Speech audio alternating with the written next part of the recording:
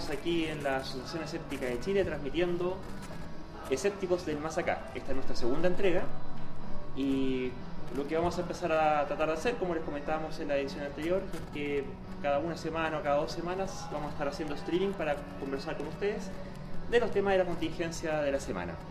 Les recuerdo que nuestro sitio web es www.aech.cl.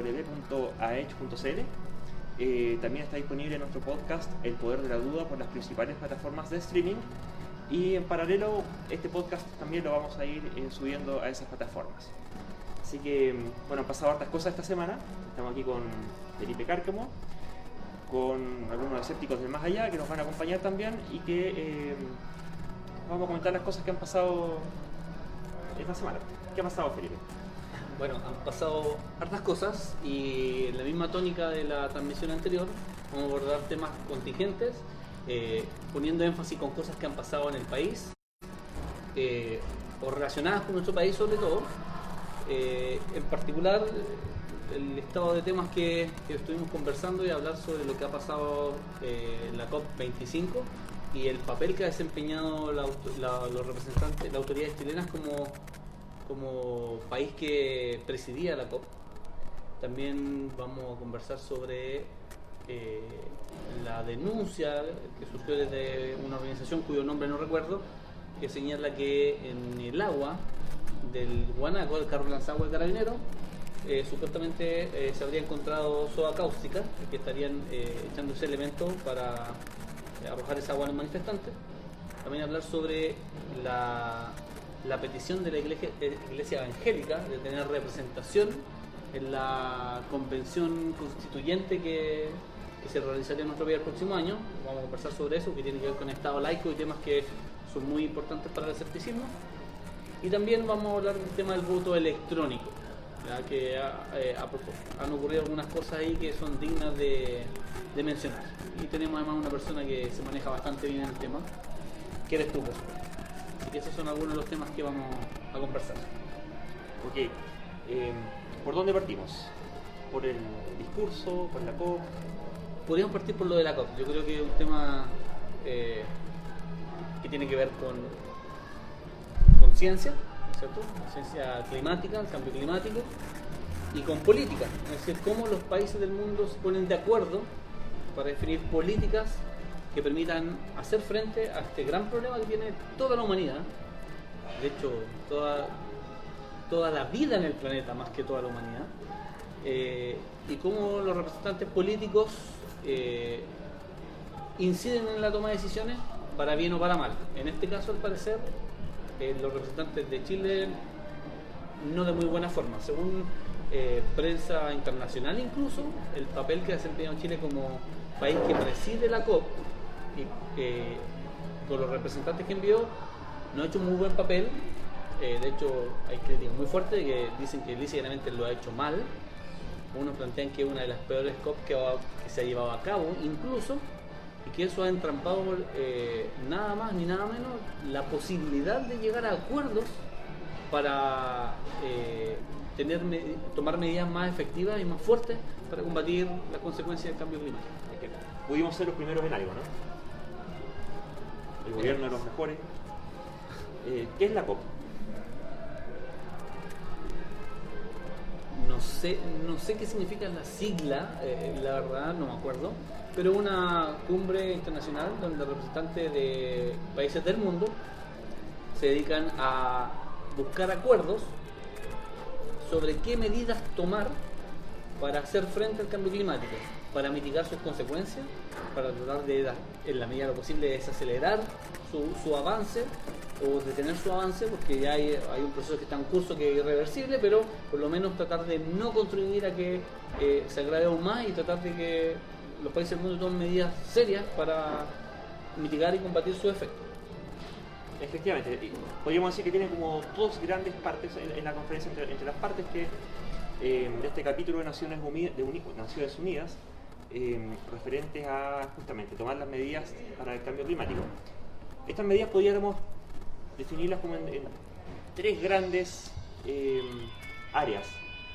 Uno es la evitación del cambio climático, ¿sí? Cómo dejar de seguir enterrándonos con el barro hasta el cuello. un segundo aspecto vendría a ser, bueno, dado que está ocurriendo mientras ocurre, ¿cómo mitigamos las consecuencias que eso nos trae? Y tercero, dado que ya lo tenemos encima y nos está afectando, y ya no basta con cambiar una cosita por aquí, una cosita por allá, viene lo que se llama la adaptación. Por eso los cambios que a niveles de país y países va a haber que hacer para empezar a vivir esta nueva normalidad de cambio climático y que afecta de distintas formas a distintas partes del mundo. Chile en particular nos pega muy fuerte. Hay un ranking dentro del... No me acuerdo en este momento, voy a buscar el link después del tema del agua. Sí, de estrés hídrico. De estrés hídrico, claro. Hay una escala de 1 a 5, donde 5 es la más grave, y hay una veintena de países, entre los cuales, por supuesto, Chile se sacó el premiado. O sea, ya tenemos un desierto en la zona central, sabemos que está con estrés hídrico y sequía hace años. Hace años y que sigue en curso. Claro, o sea, es que el desierto siempre estuvo ahí, básicamente el trópico de Capricornio, ¿cierto? El problema es que estaba ahí y ahí nomás.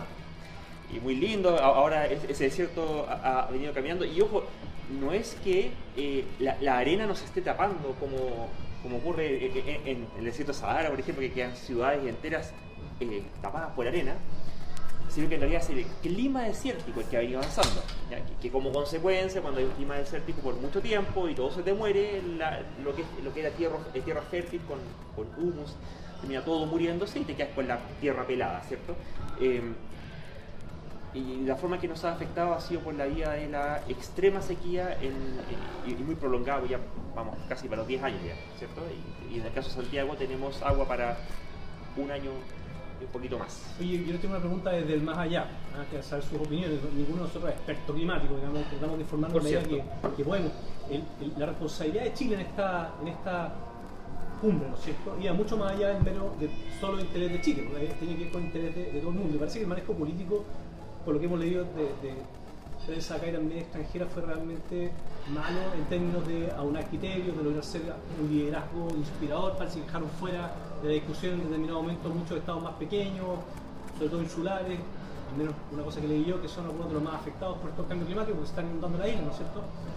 Y la primera pregunta es si acaso esa falta de un liderazgo inspirador que realmente ayudase fuese convocante, que ayudase que se llegara a mejores consensos, aunque hubiera países no interesados quizás en tener ese consenso. ¿Sería por una mera falta de capacidad política de los enviados, digamos, de la ministra? Y en tal caso, ¿sería acaso que no había en Chile gente suficientemente preparada para esto? ¿Otros que pudiesen hacerlo mejor? Y la segunda pregunta es, ¿sería que ese mal resultado, esa mala actuación vergonzosa, dicen mucho de Chile en esto, fue producto meramente de negligencia o quizás ciertos sesgos en la autoridad respecto de sus creencias, a lo mejor de ciertas ideas que tienen respecto a cómo debería ser el futuro?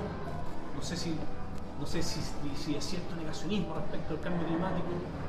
Estoy especulando nada más. ¿Pudiese haber contribuido con que se empantanaran las discusiones en vez de liderar como con fuerza la cumbre en un espíritu de todos vamos remando en la misma dirección, todos estamos en el mismo tren, queremos parar esto? ¿Qué opinan ustedes de esto? Yo creo que los problemas que se han dado en la COP25 y en particular aquellos problemas relacionados con la gestión que ha tenido la autoridad chilena son problemas de múltiples niveles. En primer lugar, creo que hay que destacar lo que varias personas que son más duchas en el tema, son expertas tanto como en temas medioambientales como en política medioambiental, pareciera ser que ser bastante, no equivocarnos mucho si dijéramos que las personas que fueron enviadas en representación de Chile, que eran encargadas de presidir, no tenían las competencias técnicas necesarias para desempeñar un buen rol en las funciones que se les asignaron. Ese sería como un primer componente, ¿ya? No enviaron las mejores personas por currículum que se podría enviar, ¿ya? Chile contaba, y varios expertos así lo han dicho, con personas bastante mejor capacitadas para representar a Chile en esa instancia. Ese es un elemento. Otro elemento otro que uno podría cuestionar es preguntar si este gobierno en particular y los representantes que envió a la COP25, si son personas que realmente tengan una convicción real sobre la importancia de los problemas medioambientales asociados al cambio climático, y si tienen la voluntad real de tomar medidas que se encaminan en ese sentido. Eso también ha sido cuestionado. De hecho, han surgido ahí algunas personas que han denunciado que algunos de los representantes que envió en Chile hacia allá eran personas vinculadas no solo al mundo privado, de la empresa privada, que podríamos decir en principio que no es nada terrible, sino que personas que han estado vinculadas a empresas privadas en particular, que se dedican precisamente a beneficiarse de la contaminación y de las emisiones. Eso, por ejemplo, daba un ejemplo, no me acuerdo el nombre exacto del representante, una persona que está vinculada con una empresa llamada Oxyquim, una empresa que más se ha visto involucrada últimamente en problemas de contaminación en Quintero, ya que con gente intoxicada y todo. Entonces uno se podría preguntar qué tan idónea es la gente en términos profesionales, pero además qué convicción real tienen sobre los temas medioambientales y la necesidad de tomar medidas en serio por ello. Eso podrían ser algunas de las cosas que se podrían cuestionar. Sin duda hay otras también. No sé qué agregarías tú. Punto, quería comentar que hay un paralelo, o uno podría hacer un paralelo que no es difícil de hacerse en esa idea, en esa hipótesis como de la falta de voluntad política respecto de lo que está ocurriendo en nuestro propio país. De esta crisis doméstica que tenemos, en la que muchos acusan a este gobierno, que sea un problema del Estado que ha atravesado muchos gobiernos, pero este gobierno específicamente y el grupo político que lo representa, de no escuchar al pueblo, de no hacerse cargo de sus necesidades, sus demandas sociales, sea por mera falta de voluntad política, sea por ciertas cargas ideológicas que pudiera ser por ahí que bajo mucho de una densa capa de pretexto beneficien en mayor medida cierta élite. Y como te decía, podría haber un paralelo entre eso, que es una crítica que muchos han hecho al manejo político de la situación de la crisis social de Chile, con lo que pasó en esta COP, donde si acaso la misma élite política, este mismo gobierno que fue a hablar con la presentación de Chile, quizás tuvo una dificultad para escuchar, esta vez no el pueblo de Chile, sino que esta demanda global de una acción rápida, precisa y eficiente en contra del cambio climático, después de a lo mejor ciertos intereses más particulares. No estoy diciendo de una manera tan consciente necesariamente, pero podría haber ahí un paralelo, ¿no? Mira, las causas siempre son difíciles de pesquisar, ¿cierto? O las intenciones más bien. Pero nunca hay que perder de vista quiénes se benefician y quiénes se perjuician, cómo se concentran los beneficios o se distribuyen los beneficios, y cómo se concentran los perjuicios y cómo se distribuyen esos perjuicios. Y además, cuando el volumen de dinero involucrado es multimillonario, ¿cierto? Es multimillonario, tanto desde el punto de vista del costo de las mitigaciones y adaptaciones que tendremos que hacer, como de los potenciales beneficios para quien realice las obras asociadas, de ser el caso, sería inaceptablemente ingenuo descartar de plano directamente la confluencia de intereses que priorizan el interés particular de quienes detentan los fondos para adjudicarse esos proyectos en contra del interés público, ¿ya? Hay que tener cuidado con el discurso. Siempre que las palabras que en realidad ya vamos a referirnos del discurso del presidente que dio el día de la celebración de los derechos humanos, que fue la semana pasada, fue el día que estábamos grabando el primer capítulo, que pasó justamente una marcha, una manifestación por acá afuera, y que venían de Plaza Italia, justamente en un contexto en el que hubo una niña de 15 y un adulto de 35 con riesgo viral, producto de una lacrimógena que recibieron en su cara, ¿sí? En el mismo momento que estábamos haciendo esta grabación, ¿cierto? ¿Por qué los discursos no dan lo mismo? Porque crean realidades, en particular realidades políticas. Cuando se habla de que hay cosas que le importan a Chile o que le convienen a Chile, esa afirmación no es independiente de a quienes estamos considerando cuando decimos Chile, porque de un punto de vista chauvinista se puede recurrir trivialmente a un patriotismo que supuestamente nos debiera involucrar a todos. Pero en la medida que un país como el nuestro es tan desigual, los beneficios que reciben a Chile, que Chile recibe, no son necesariamente los beneficios de la mayoría de Chile, sino que son muy posiblemente los beneficios de una pequeñísima y extremadamente pequeñísima minoría de Chile. ¿Sí? Que se sienten tan chilenos como el resto, y cuando ellos dicen Chile ganó con esto, en realidad se están refiriendo a que yo y mis 5 compinches ganamos con esto. Igual somos chilenos, así que Chile gana. Entonces, desde el punto de vista de la intencionalidad que puede haber en la participación y representación de Chile en estas instancias internacionales, la pregunta es: ¿a quién estamos representando? Claro, estamos representando a un sustantivo, ¿cierto? A Chile. Pero, ¿quién es Chile? Estamos representando a la mayoría de los chilenos, que vamos a tener los impactos de la sequía, estamos teniendo los impactos de la sequía, de distintos tipos de inequidades territoriales en lo que a contaminación se refiere, o estamos representando los intereses de los grandísimos inversionistas que hay en Chile, que son poquitos, ¿sí? Yo me inclinaría por el segundo grupo, ¿ya?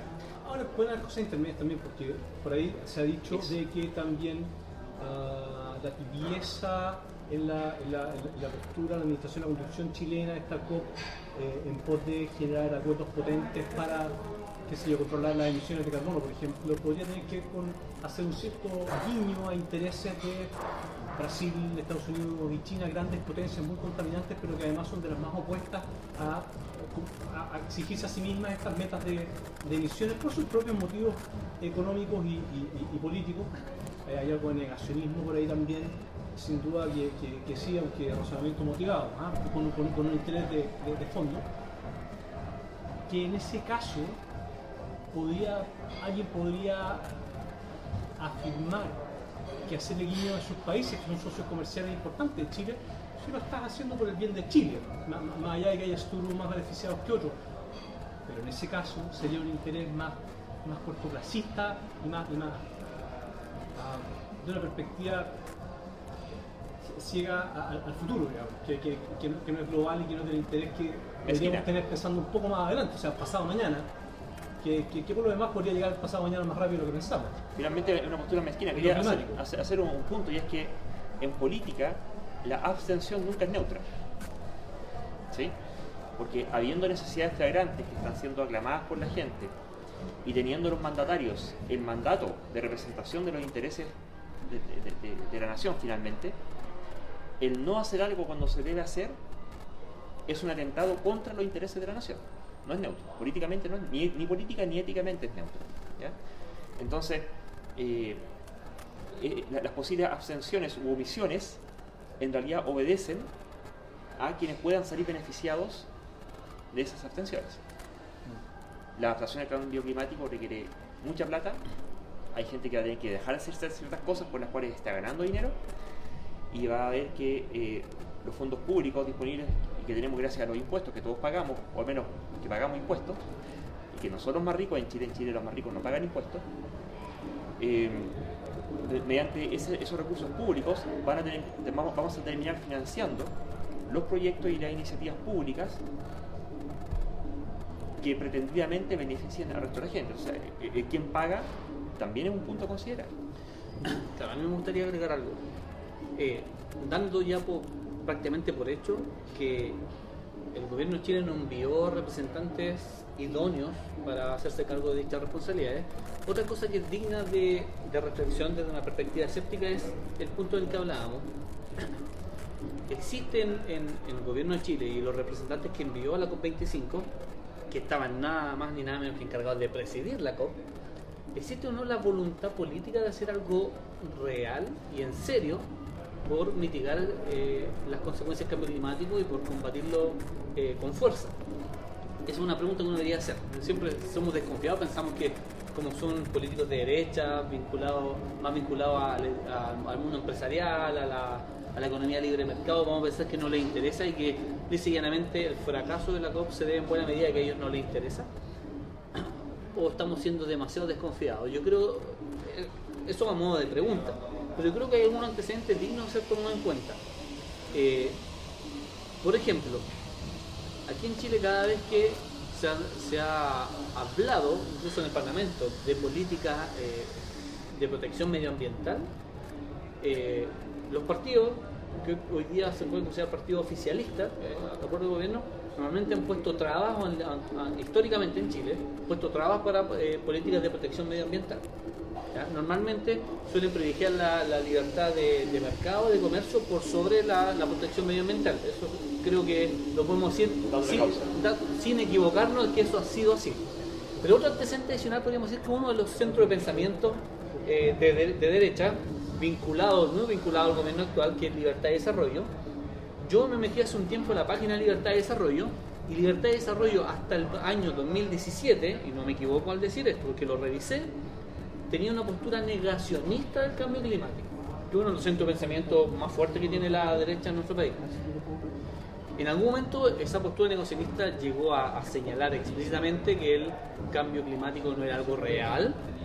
En algún momento eso fue, pero ya después del 2014, Libertad de Desarrollo, las pocas publicaciones que hizo sobre esa materia, cambió el discurso y ya no negaba el cambio climático, sino que empezó a negar el origen antropogénico. Hasta el año 2017, en la página Libertad de Desarrollo se encuentran publicaciones donde cuestiona el hecho que el cambio climático sea de origen antropogénico. ¿Ya? Y eso es un dato real. Eso cualquiera se puede meter a la página Libertad de Desarrollo y constatar que hasta el año 2017 tiene publicaciones en las que cuestiona y niega que el cambio climático sea antropogénico, ¿ya? O al menos lo pone en duda, lo que implica un desfase de más de 20 años de lo que la ciencia climática ha señalado, ¿ya? Eso es una cosa importante y relevante.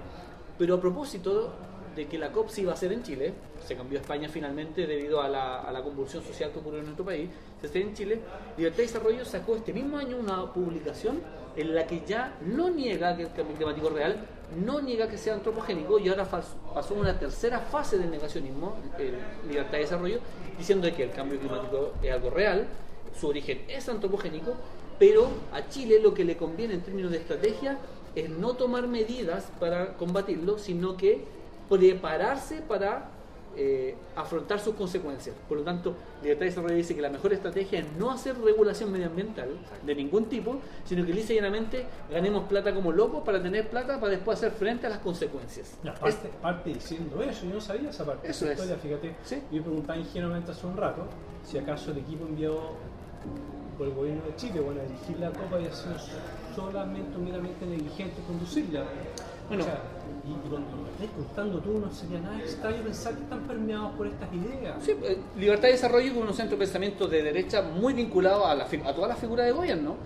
Y ellos plantean eso, y cualquier persona se puede meter a la página de Libertad de Desarrollo y ver todos los pronunciamientos que han tenido sobre la temática, que dicho sea paso no son muchos, pero sí, pese a no ser muchos, son muy decidores. Muestran una política sistemática de negacionismo, han pasado por las distintas fases de negacionismo. Aun cuando no se tratase, aun cuando no tuvieras, no quiero ser tan conspiranoico tampoco, no hay que ser ingenuo tampoco, ¿cierto? Aun cuando no tuvieses una agenda directa y deliberadamente clara, ¿no es cierto?, nítida, de empantanar negociaciones en la COP25, podrías tener personas que son de esa parte del espectro político que tengan sus sesgos importantes en relación con eso. Mira, si es que no tienen una agenda, cosa que no podemos descartar, creo yo, si es que no tienen una agenda, al menos podemos decir que tienen una posición ideológica que es tendiente a no hacerse cargo del problema.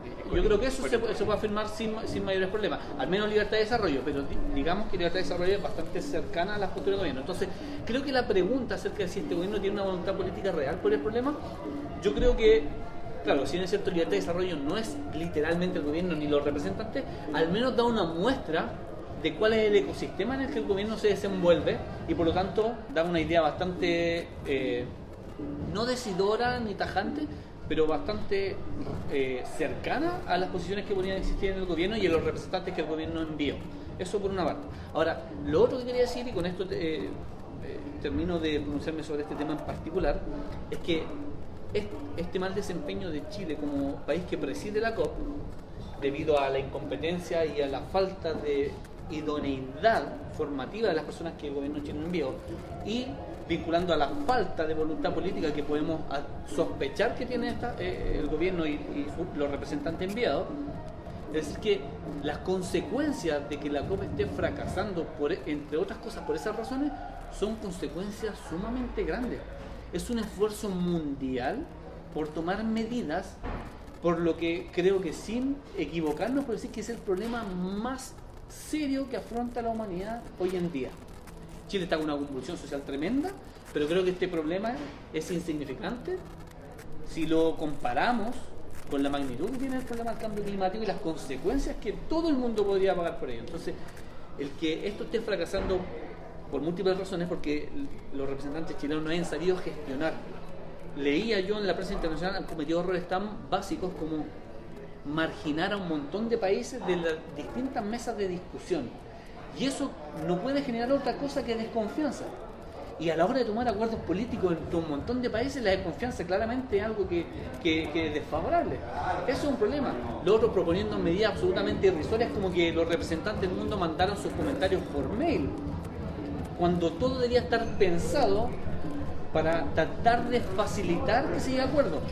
Hay que ser honestos, nunca ha sido fácil llegar a acuerdo en estos encuentros de la COP. Siempre ha habido problemas, pero esos problemas van a ser mayores o menores dependiendo de la gestión de los organizadores. Y como la gestión de Chile ha sido pésima, los acuerdos se han visto entrampados y todo el mundo está señalando que Chile es uno de los principales responsables. Y en un contexto en el cual es súper necesario conseguir acuerdos, y estos acuerdos son difíciles de conseguir,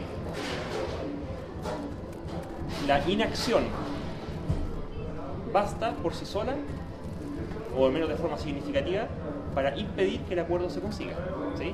Por una parte, la negligencia no solamente es quizás no intencionada, que yo no lo creo, sino que definitivamente no es neutra, ¿ya? Porque impide la consecución del objetivo.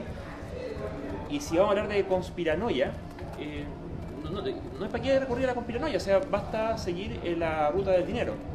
Por ejemplo, una de las cosas... Follow the money, claro. O sea, una de las cosas que fue criticada a Chile en esta COP25 fue el planteamiento de lo que se llaman soluciones de mercado al problema climático, que pueden más o menos aportar o no. Una de ellas, las clásicas, son el tema de los bonos de carbono y en general los bonos de contaminación. En circunstancia de que mundialmente ya la cosa viene de vuelta, ya no van por el tema de que sean bienes transables, de modo que el mercado le asigne precio y por lo tanto internalice los costos, sino que ya estamos viendo que ese mecanismo no funcionó, por lo tanto se requieren políticas públicas mucho más agresivas y sobre todo poniendo los números en perspectiva de los años involucrados y los grados de temperatura involucrados. Quizás austeridad, uno quisiera evitarla dentro de lo posible, pero claro, efectivamente parte de ello va a ir por la austeridad, el consumo finalmente. Y dentro de estas soluciones de mercado, si ustedes ven y revisan en la prensa, no tienen para qué creerme, cuáles fueron las declaraciones del Ministerio de Agricultura hace 2 meses atrás, poco antes del estallido social, 3 meses atrás. El ministro de Agricultura planteaba que la forma clave que tenía Chile para poder salir adelante con el problema de la sequía en particular, a propósito de las mitigaciones y las adaptaciones que tiene que tener el país, era mediante alianzas público-privadas. En la Norcorea del neoliberalismo, que es Chile, eso típicamente significa que con fondos públicos que pagamos todos los que pagamos impuestos, se financian iniciativas que sean provistas por privados, que típicamente van a ser asignados por los grandes grupos económicos. Resulta que, en paralelo, Chile es uno de los países, no sé si es el país en el mundo o si no, miembro selecto de una pequeñísima cantidad de países que tiene el agua privatizada, ¿sí? No es un bien público, por lo tanto tú consumes lo que eres capaz de pagar. Los derechos de agua se transan, son básicamente caudal versus plata. La caudal es metros cúbicos o litros por segundo, por minuto, dependiendo de cómo se mida.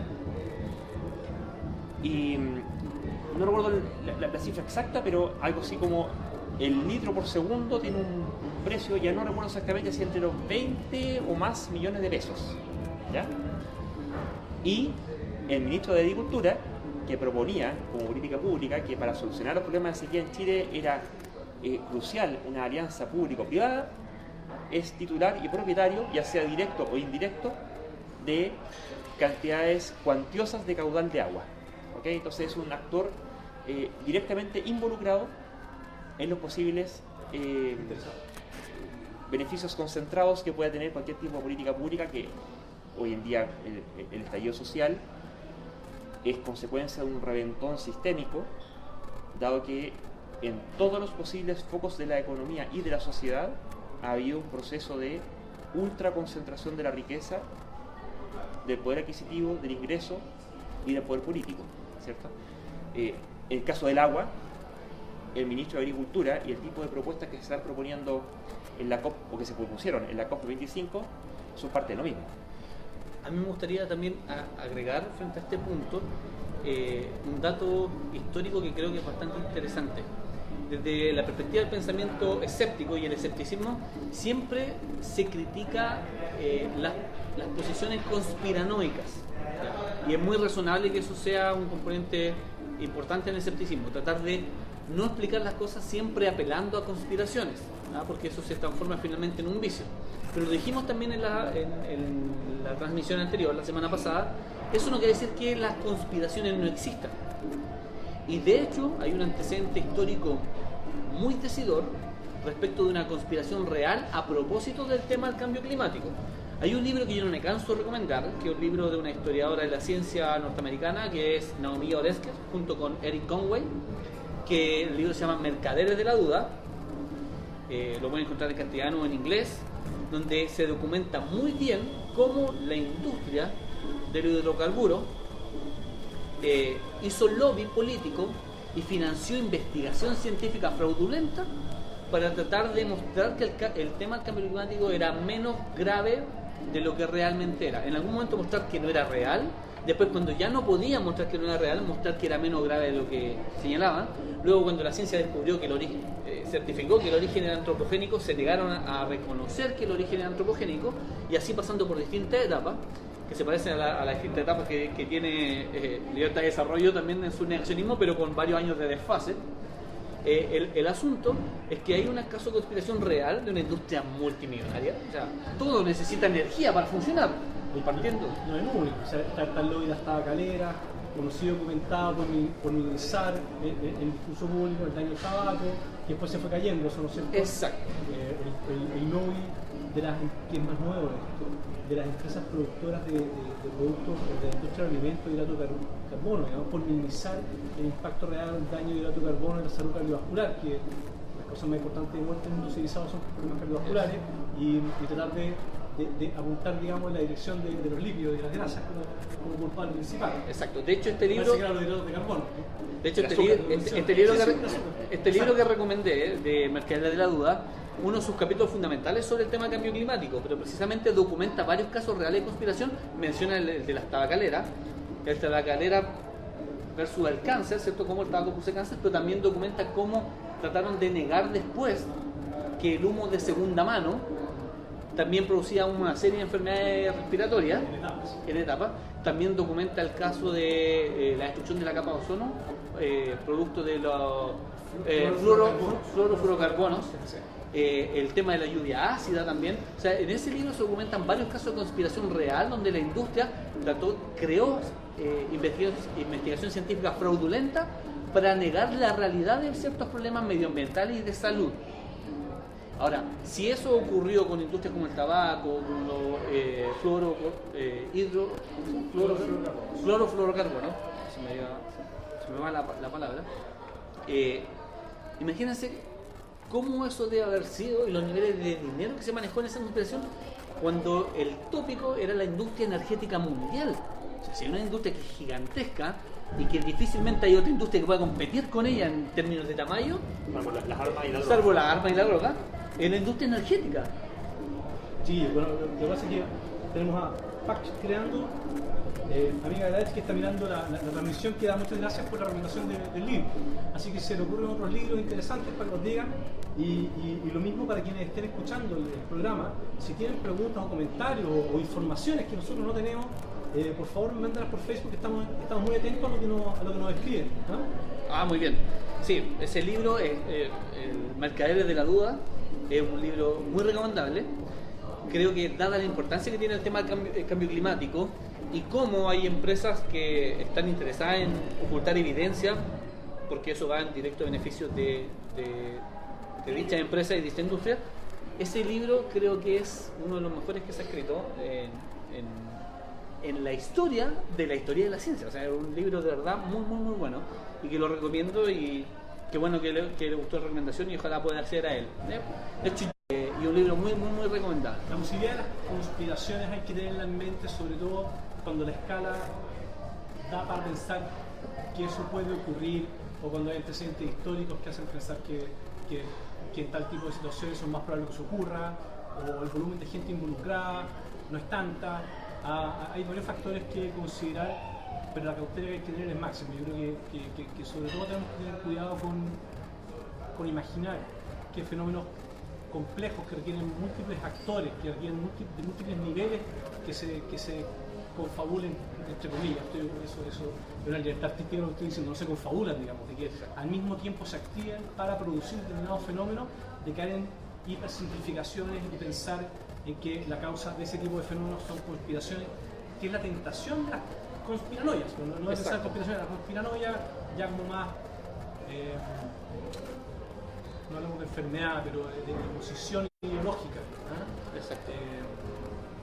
Había un matemático que hacía un ejercicio re interesante, no recuerdo el nombre ahora, de que trataba de calcular la probabilidad de que una conspiración no fuese tal únicamente o que se mantuviera secreto, se mantuviera secreto pensando en la cantidad de personas necesarias para guardar dicho secreto y el tiempo transcurrido, pensando que se hace cada vez menos probable, es más gente y es más tiempo que transcurrido. Por ejemplo, la idea de que, o la historia de que el hombre llegó a la luna, para guardar eso en secreto, para que eso fuera una conspiración, un día bajo 4 paredes para tener dominancia en la Guerra Fría de parte del norteamericano, tendría que haber implicado un número demasiado grande de personas por un tiempo demasiado largo. Nadie tiene tanta disciplina como para eso, digamos, y las evidencias empiezan a surgir en su contra cuando más bien lo que ocurrió en lo contrario, bastante claro que eso realmente sí ocurrió. Este es un ejemplo más o menos burdo, pero hay otras cosas más complejas, como la dejo tirar sobre la mesa, no creo que sea muy discutible porque sé que hay otros temas, pero hay muchos en nuestro país que parece ser que todavía imaginan que este estallido social, la crisis social que estamos viviendo todavía, son debidos únicamente a un enemigo externo que vino a revolver la cosa en nuestro paraíso, porque todo estaba tan bien. De hecho, ese tema lo tocamos la semana anterior también.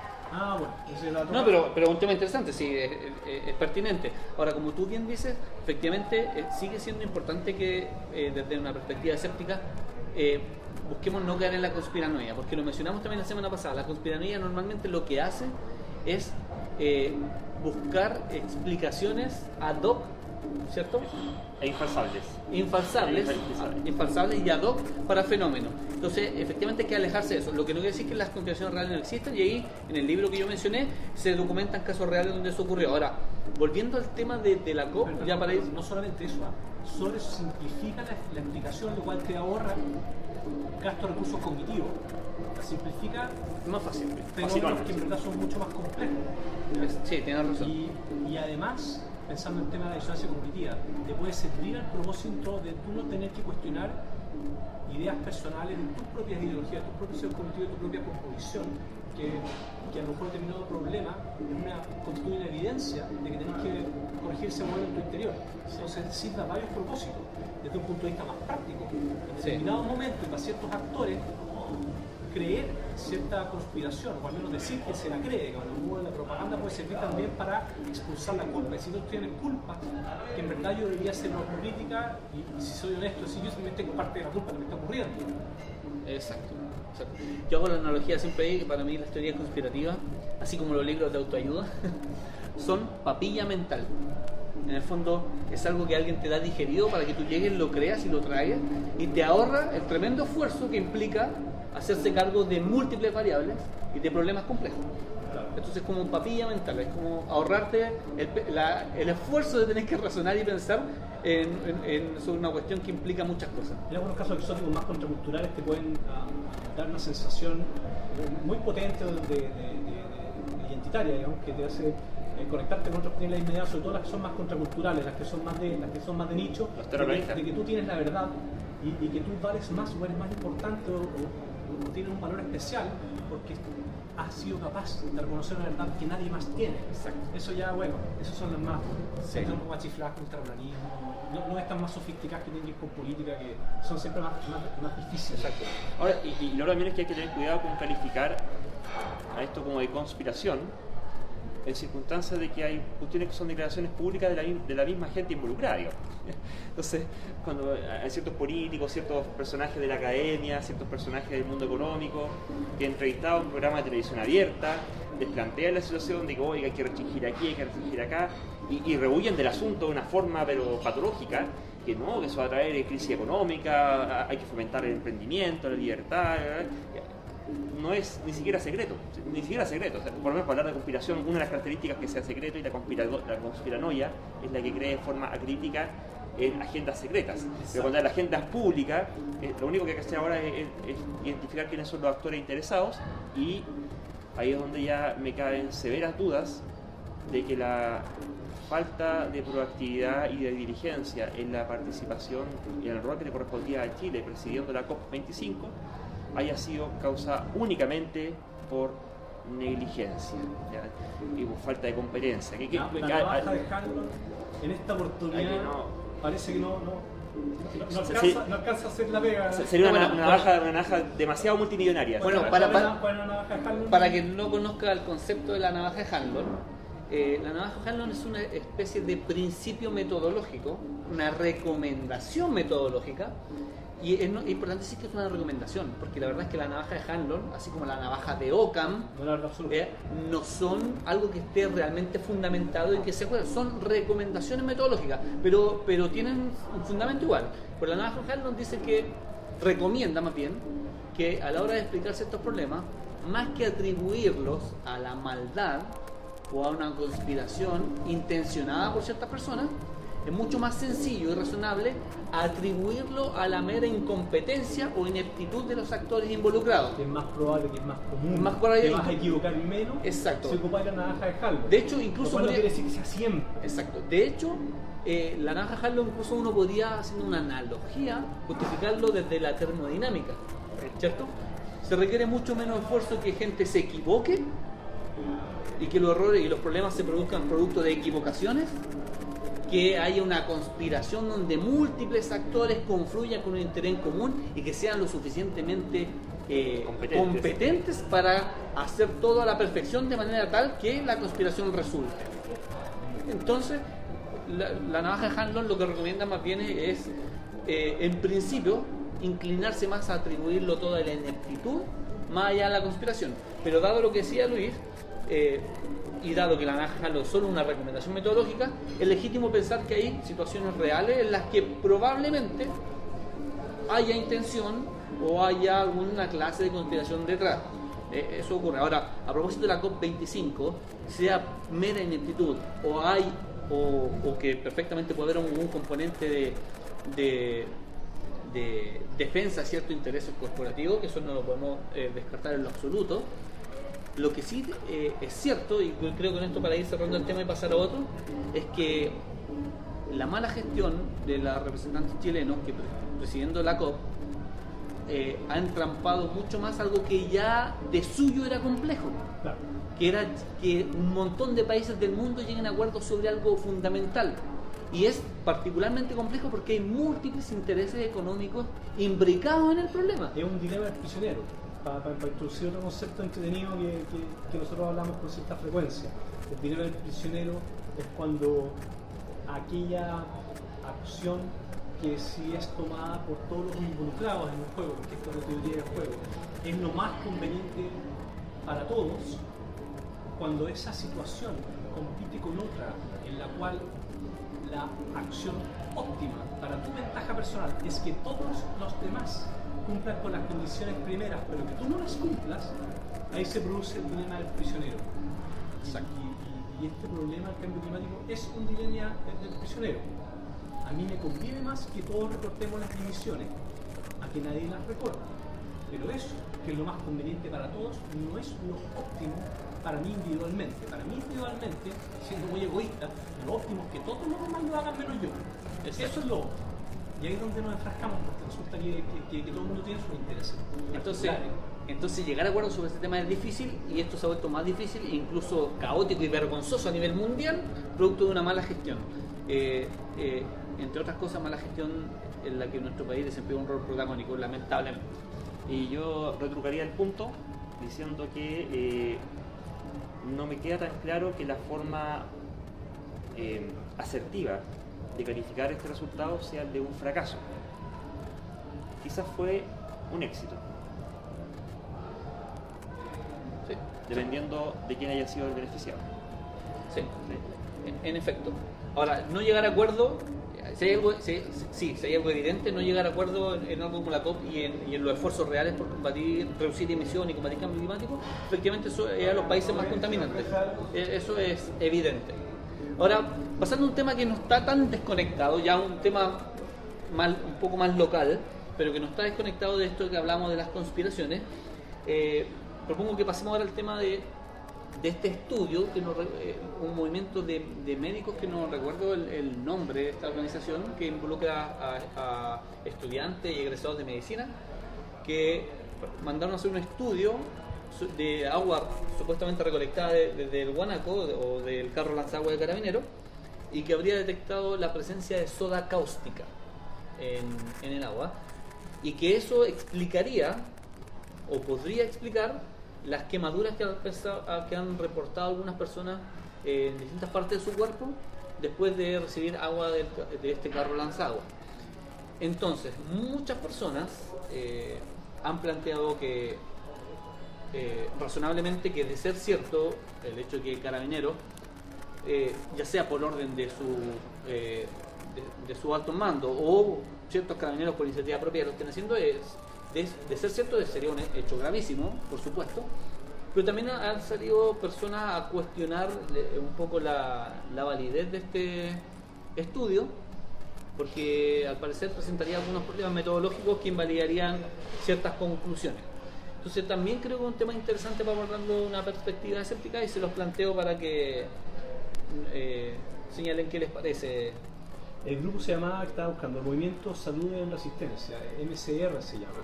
Perfecto. Y por lo que hemos escuchado en redes, además de algunos de los problemas metodológicos que varios han criticado al estudio, hay quienes dicen que podría haber cierto ambiente, cierto sesgo ideológico en ellos, que podría facilitar que el resultado fuese más cáustico que no menos. Exacto. Como sea, alguien hacía un comentario, esto provocó una discusión al interior de la propia idea, que lo más interesante, que yo encontré muy atinado, que decía que cómo es de lamentable que en hecho con situaciones que uno debería poder comprobar científicamente con buena técnica, con una buena metodología, con buena escala de custodia, etcétera, etcétera. El hecho de que haya mala ciencia de por medio pueda echar por tierra o empantanar o demorar o insultar una posición que podría ser cierta. Pues. Entonces es importante que esto se investigue. Exacto. Yo mencionaría algunos de estos. Creo que este tema también tiene mucha enjundia para abordar una perspectiva escéptica. En primer lugar, ¿cómo se llama esta organización que encargó el estudio? ¿Médicos? MSR. Entiendo que ellos lo hicieron, ¿no? O ellos tomaron las muestras, bueno, esas fueron las críticas que le hicieron. Ellos tomaron las muestras y encargaron el estudio. Tomaron las muestras y encargaron el estudio. ¿MSR qué significa? Movimientos de Salud en Resistencia. Movimiento de Salud en Resistencia. Claro. Uno de los cuestionamientos que se ha señalado es que este grupo sería un grupo de médicos o profesionales del área de la salud que se asumen desde una postura revolucionaria. De hecho, viendo sus redes sociales, publican algunas cosas, publican frases de Che Guevara, Néstor Guevara, que fue también estudiante de medicina, ¿cierto?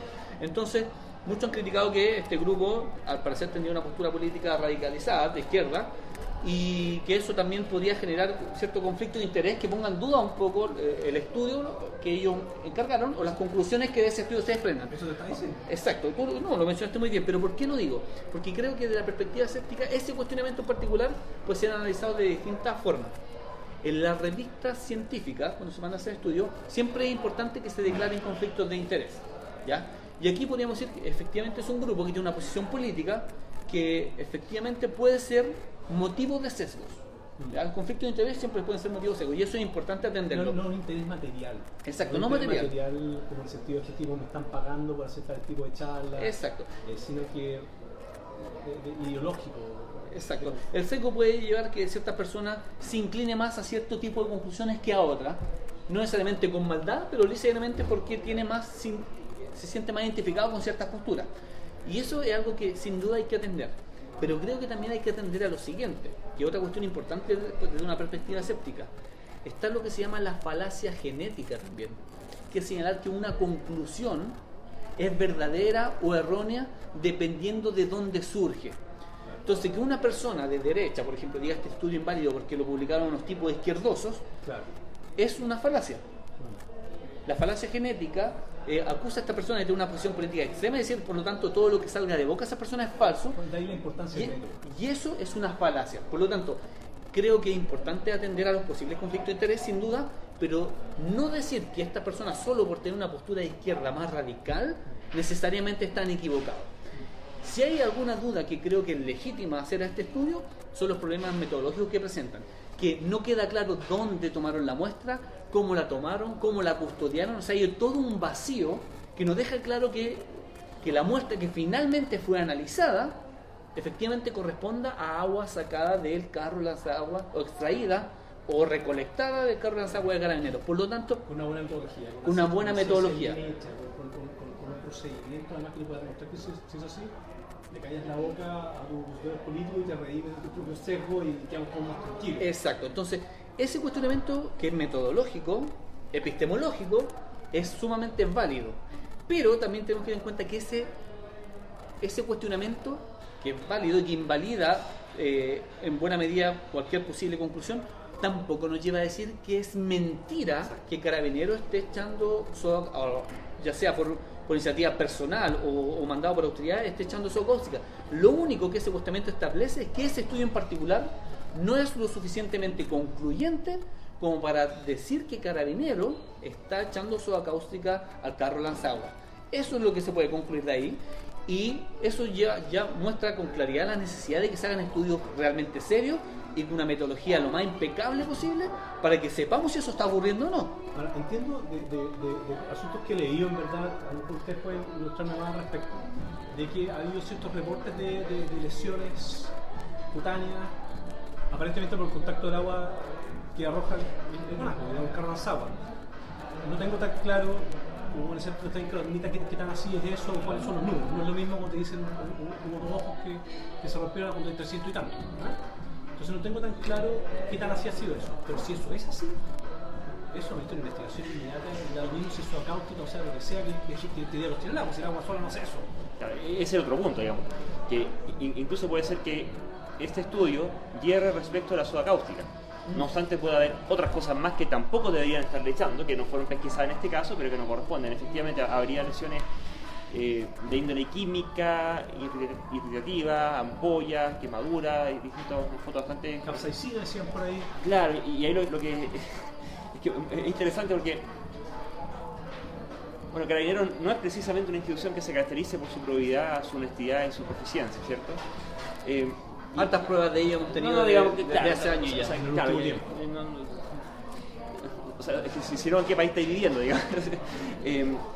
El punto que quería llegar era otro, y es que en este afán tan, ¿cómo podríamos decirlo?, estructurado de negar lo que se les acuse, independiente de que sea lo que se les acuse, en el acto de negación vuelven a tropezar con más cosas que van o bien evidenciando lo que están intentando negar u otras cosas. Por ejemplo, dice, oye, ustedes están echando soda cáustica al agua. No, lo que pasa es que cuando le echamos capsaicina hay que disolverla con un poco de soda cáustica. ¿Así fue? Entonces quedan trazas de soda cáustica. O sea que le estás echando capsaicina. o echándole el líquido este, el de... Sí. El lacrimógeno. Exacto. Claro. De hecho, yo leí, busqué en internet y lo encontré, el documento donde establecen los protocolos del carro lanzagua, y lo que los protocolos de Carabineros señala. Otro problema es si esos protocolos de Carabineros se ajustan al derecho internacional y a la recomendación internacional al respecto. Ese es cuento aparte. Pero los propios protocolos de Carabineros dicen que el único componente que se le puede echar al agua, al carro de agua, es lo mismo del gas lacrimógeno, pero en líquido, es decir, líquido lacrimógeno. Eso se le puede echar, y en distintas concentraciones, ya desde la más leve hasta la más alta, pero ningún otro componente se podría echar. Por lo tanto, cualquier otro tipo de sustancia distinta a este líquido lacrimógeno, que es la versión líquida del gas lacrimógeno, no estaría permitido. Ahora, quiero recapitular un poco diciendo que este estudio efectivamente tiene un problema metodológico que invalida cualquier posible conclusión. Es un chasco. Efectivamente, invalida cualquier posible conclusión. ¿Se acuerdan más o menos, no? Yo sé que estaba bien cuestionado el tema de la toma de la muestra. La toma que había sido un charco, y el charco, bueno, puede estar contaminado con cosas que están en el piso, hasta jabón o qué sé yo. Exacto. Esa era una de las cosas, pero había más, ¿no? Está la declaración del Colegio Químico. Lo hacen pedazos, o sea, habrían... El gráfico que mostraba lo había copiado de una tesis de Ecuador. Faltaban las evidencias, las mediciones no estaban, la referencia, el tipo referencia a cualquier cosa. Era un Frankenstein, Sí, realmente un chasco absoluto. Y además no se sabe bien dónde tomaron la muestra, y luego la línea de custodia de la muestra, porque ¿qué ocurrió con la muestra desde que fue tomada hasta que fue finalmente analizada? Entonces todo un problema que invalida las conclusiones, y eso no se puede negar, independientemente que uno legítimamente quiera que eso sea investigado de forma seria. Y yo, de hecho, eso es lo que yo espero, que se investigue de forma seria, y se me ocurre que si la autoridad se lo propone no ha de ser muy difícil tampoco, porque especialistas y gente competente para hacerlo hay. El mismo Colegio Químico Farmacéutico y otros profesionales vinculados. Pero es sumamente importante entender cuáles críticas son válidas y cuáles no, desde una perspectiva escéptica, ¿ya?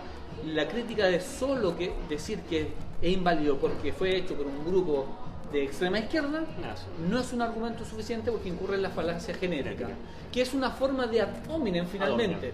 Es criticar las conclusiones dependiendo de quién viene. Sí, está todo.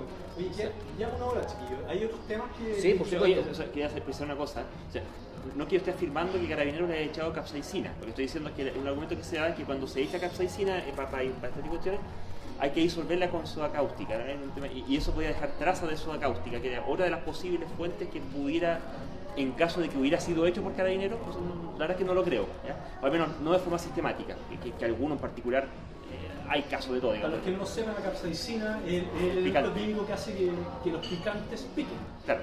Exacto. Los picantes más picantes tienen más capsaicina. Que dicho sea paso, tienen distintos usos.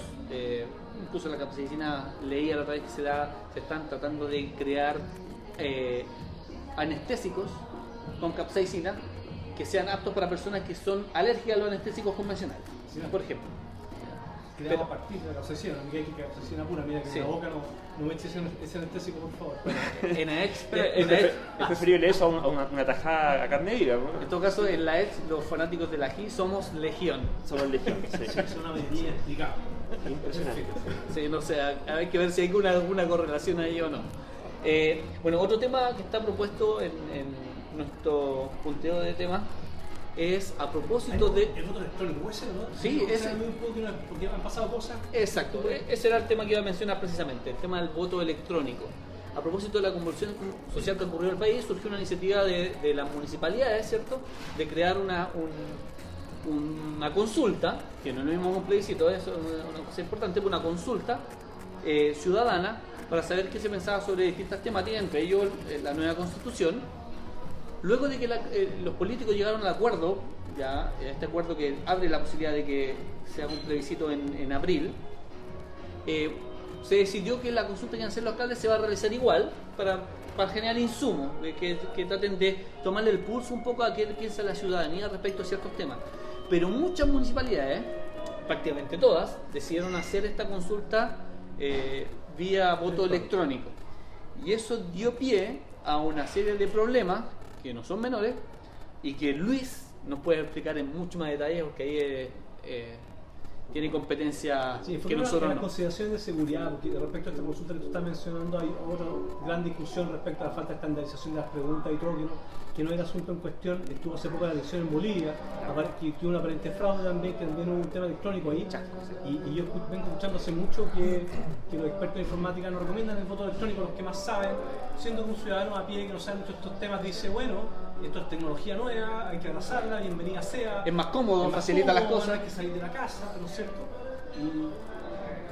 Pero por un lado, los fraudes informáticos sabemos que han alcanzado todos los niveles en este país, por la banca, ¿no es cierto? Bueno, yo creo que antes de hablar de votación electrónica hay que hablar de votaciones y de todos los de las necesidades de garantías del proceso que son necesarias para que haya un sano curso en una democracia. Me voy a ausentar un minuto, vengo enseguida. ¿Cuáles son estas garantías que normalmente ocurren en las votaciones que tradicionalmente son realizadas en papel? Hay hartas cosas que a veces uno como que las desestima. Me ha tocado ser vocal de mesa, presidente de mesa, qué sé yo, a todos los que nos ha tocado vivir el proceso desde adentro. Claro, la cosa no es tan simple, o sea, para que finalmente el ciudadano vaya, ponga una raya, hay más cosas que están pasando. ¿Cuáles son todas estas cosas que pasan? Bueno, primero tiene que haber un cartón de voto con las elecciones, con las opciones debidamente establecidas, y en todos los lugares en donde se está haciendo esa votación tienen que estar los mismos cartones, ¿sí? Para que estén participando efectivamente de la misma elección y no una elección distinta donde te cambian la redacción de la pregunta para que termine finalmente prefiriendo otra cosa. Así que hay controles sobre cómo se imprimen esos votos, hay controles sobre cómo se custodian esos votos y cómo se transportan de forma segura y confiable a los locales de votación. Se ponen copias en gigantografía de los votos para que toda la gente vea qué es lo que va a decir el voto, de modo que cuando reciban el voto constaten que efectivamente están participando de la elección que se supone que están participando y no de otra. Hay un padrón. El padrón es el listado de personas debidamente habilitadas para participar en esa votación. Que en el caso de los locales de votación involucra una cierta área geográfica, y tú para poder participar en esa votación tienes que estar en una lista. Esas listas son elaboradas por el servicio electoral, el CERVEL. De hecho, la pega del CERVEL es tener un buen padrón, de modo que quienes voten... El proceso de sufragio, para no fallar, para que sea honesto y funcional, ¿no es cierto?, debe asegurarse en distintas etapas, exacto, en distintos exacto. pasos en que puede fallar. Son todas las garantías que tienes que tener. El sufragio convencional, con el voto papel que conocemos, tiene toda una serie de complejidades que se han ido adquiriendo a lo largo del tiempo justamente para asegurarse de que esa cosa no falle. Para hacerse cargo de fraudes que han ocurrido. Esto, ¿por qué quiero hacer esta cuestión previa? Porque después naturalmente vamos a ir poder respondiendo las inquietudes que surgen sobre el voto electrónico. Pero primero tenemos que saber, bueno, cuáles son las inquietudes, porque es un problema el asunto. ¿Cuál es el problema acá? Cuando hay un padrón, el padrón te dice quiénes pueden votar. Entonces tú cuando llegas, hay una cadena de custodia debidamente garantizada que se asegura que la gente que va a votar en esta mesa sea la gente que está autorizada a votar en esta mesa, de modo que no vaya a ocurrir que tú puedas estar autorizado a votar en varias mesas y puedas multiplicar la cantidad de votos que tú das, ¿cierto? O al revés, que no vaya a ser que quedes fuera de ninguna lista, de modo que no puedas ejercer tu derecho a voto. Cuando te registras en la mesa electoral, en el padrón, ¿qué es lo que constatan ellos? Tienen el nombre, el número de cédula de identidad, ¿cierto? ¿Y tú cómo te presentas? No es que tú llegues y votes y ya está, no. Te tienes que presentar con tu cédula de identidad. La cédula de identidad es emitida por el registro civil. ¿Y qué es lo que hace la cédula de identidad? Hace el match entre tu identidad, tu número de identidad dentro del país, el RUT o RUN, una fotografía tuya, que es un carácter biométrico, tu huella digital, que es un carácter biométrico, y tu firma manuscrita, que finalmente también es biometría. Y cuando participas, te buscan en el padrón, hay un nombre, hay un root, tú presentas tu cédula, tiene que haber un match entre el nombre y el root, la cara que tú tienes y la cara que hay en la cédula, y firmas. Con eso tú marcas presencia en la elección para que no vaya a ser... porque eso que importa después en cuántos votos son después contados y cuántos no. Y constate que la firma que tú hagas sea la firma que está en tu cédula. Todas esas verificaciones se están haciendo y con eso validan tu identidad y dicen, ya, tú efectivamente sí estás en el padrón. Luego te paso. Sí, agregar que claro, junto con lo que tú dices, hay otras garantías adicionales en otra etapa del proceso, donde las personas están votando, tienen que asegurarse de que el voto sea secreto. Vamos a llegar a eso, sí. Exacto. Eso viene después. Claro, sí. Mantén Elías Gabriel Montesino, fan destacado de la EDGE, nos saluda y nos dice que está interesantísimo el tema, pero que nos sugiere manejar el audio. Yo le digo que estamos trabajando para usted. En esta segunda streaming se cambió el micrófono y parece que vamos por un tercero aproximadamente. Entre tanto, los panelistas mejor pueden Ok. Vamos a tratar de hablar más fuerte. por encima del canto Ozuna. Porque la cantidad de ruido ambiente no es poco también, además. Así que vamos a hablar más fuerte entonces. Ok. Continúa, Luis. Entonces, una vez que constatan tu identidad vía la cédula de identidad, que es un proceso que fue hecho de forma previa a la elección y garantizado por un ente externo a la elección, en otro contexto, cuando naciste, tienes tu huella digital, qué sé yo. Luego te pasan, tienen las papeletas de voto, ¿cierto? Estas papeletas de voto vienen seriadas, desde la 1 hasta la no sé cuánto, ¿cierto? ¿Y esto por qué? Porque uno de los vicios que se puede incorporar es que vengan con votos pre-rellenados, ¿cierto? Y te los pongan ahí para abultar la suma. Entonces hay una colilla, tú tienes que constatar que el voto esté íntegro, anotas el número de colilla en el listado del padrón y pasas a la urna secreta. La urna secreta es crucialmente importante porque permite, por una parte, que tu voto sea secreto, de modo que si alguien te está extorsionando afuera, tú puedes decirle lo que sea necesario que tengas que decirle al otro, pero tú votaste a conciencia sin que nadie te pudiera obligar, ¿cierto? Y además, como estás en un ambiente controlado, no hay nadie apuntándote con una pistola adentro de la urna. Cualquier cosa que ocurra está ocurriendo afuera, no hay. Entonces tú tienes un espacio de privacidad garantizada donde vas a poder votar.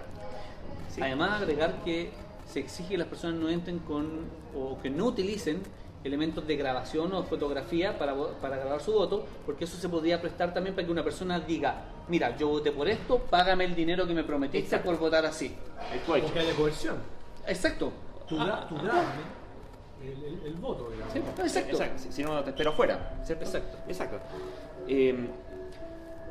Además se usa un papel y un lápiz. La gracia que tiene el papel y el lápiz es que incluso los analfabetos son capaces de hacer una raya, ¿sí?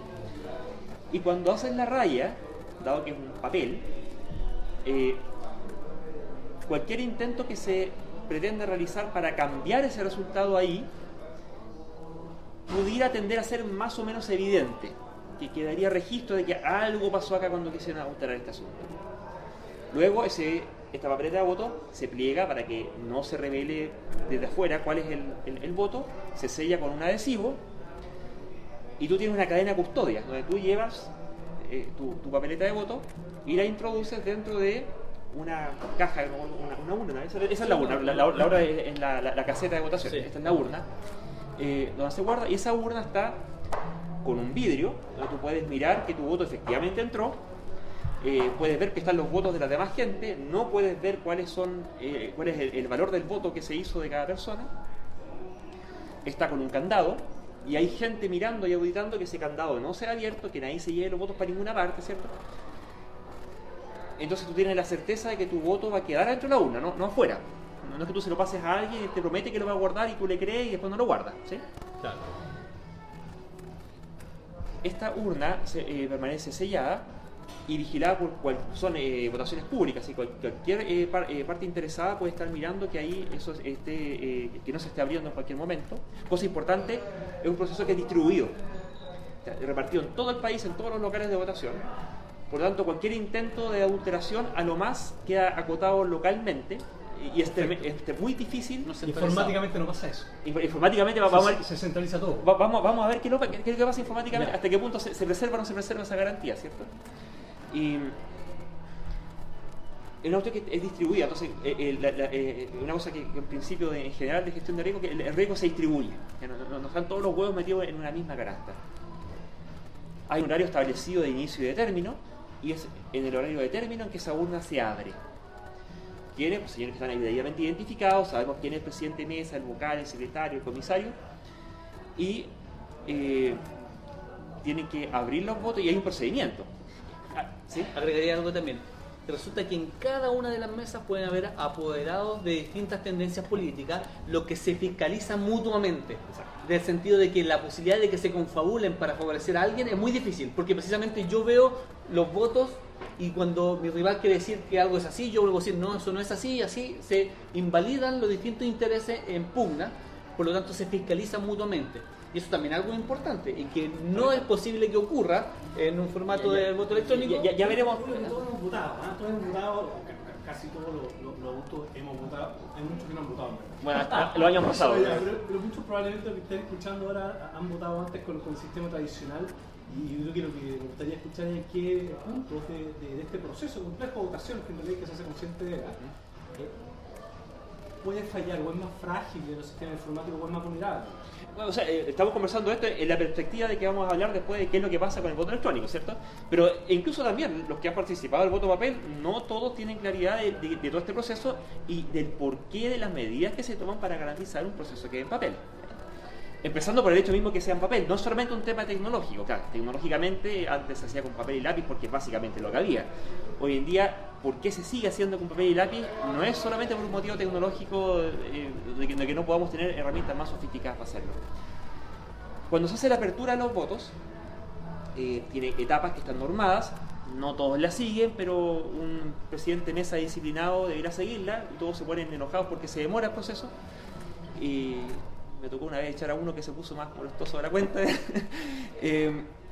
Y estos votos tienen que ser abiertos a vista y paciencia de la audiencia que está en el local de votación, de modo que todos saben que el voto que estás abriendo es un voto que estaba en la urna y no uno que te sacaste del bolsillo, ¿sí?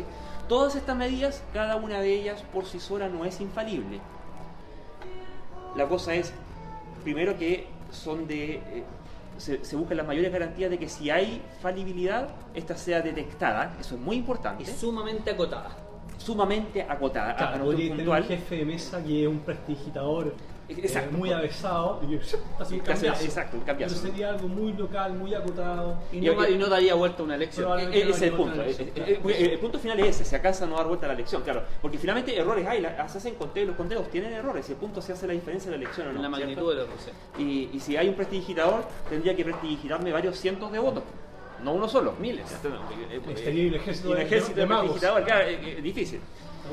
Estos votos se sacan, los que están en la urna, se abren, se muestran a toda la audiencia que está ahí y se lleva un conteo que es público donde todos pueden estar viendo que lo que dice el voto es lo que se está contando y no te están cargando la cuenta al candidato opositor, ¿cierto?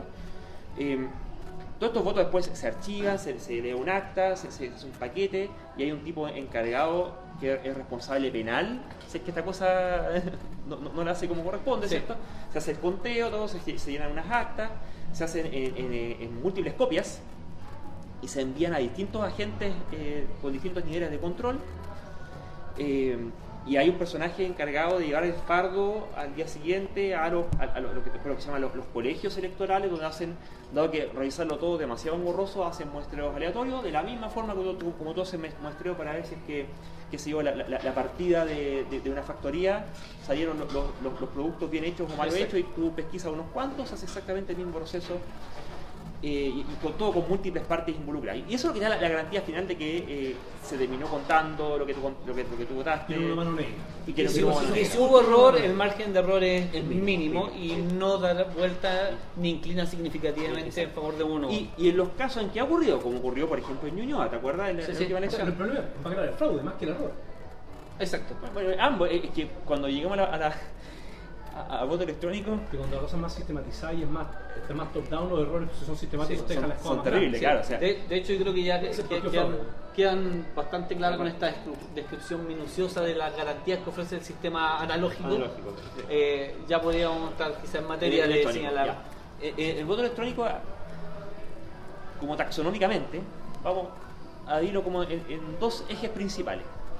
Un primer eje es respecto de la calidad de la preservación de la integridad del voto, ¿ya? Hay formas más elaboradas de hacerlo y formas más burdas de hacerlo.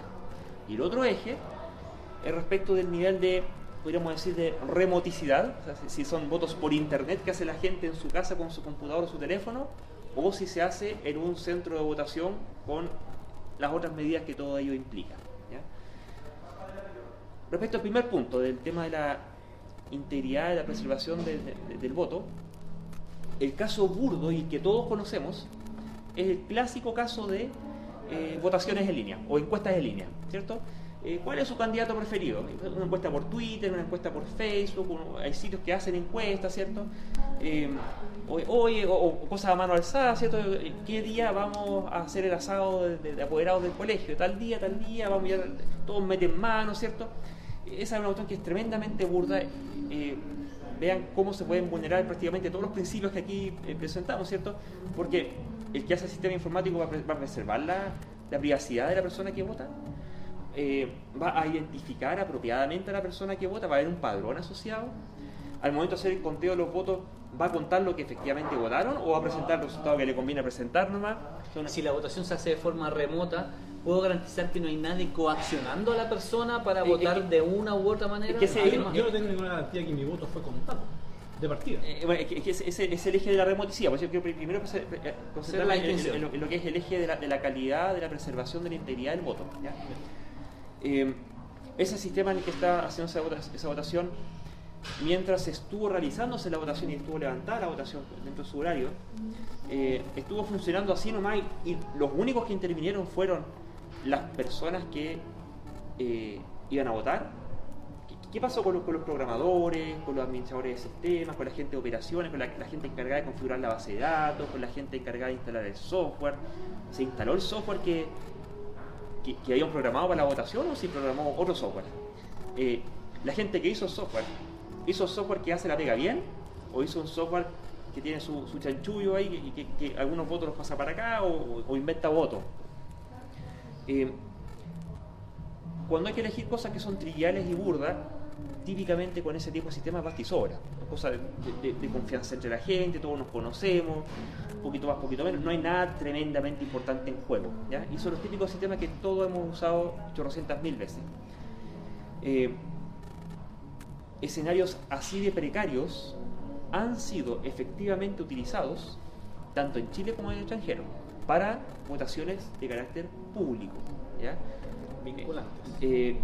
En el caso de Chile no vinculantes, pero sí en esta consulta ciudadana que se hizo a propósito de los cambios constitucionales para Maipú. Por el caso que me tocó ver ahí, que era realmente escabroso, digamos, ¿ya?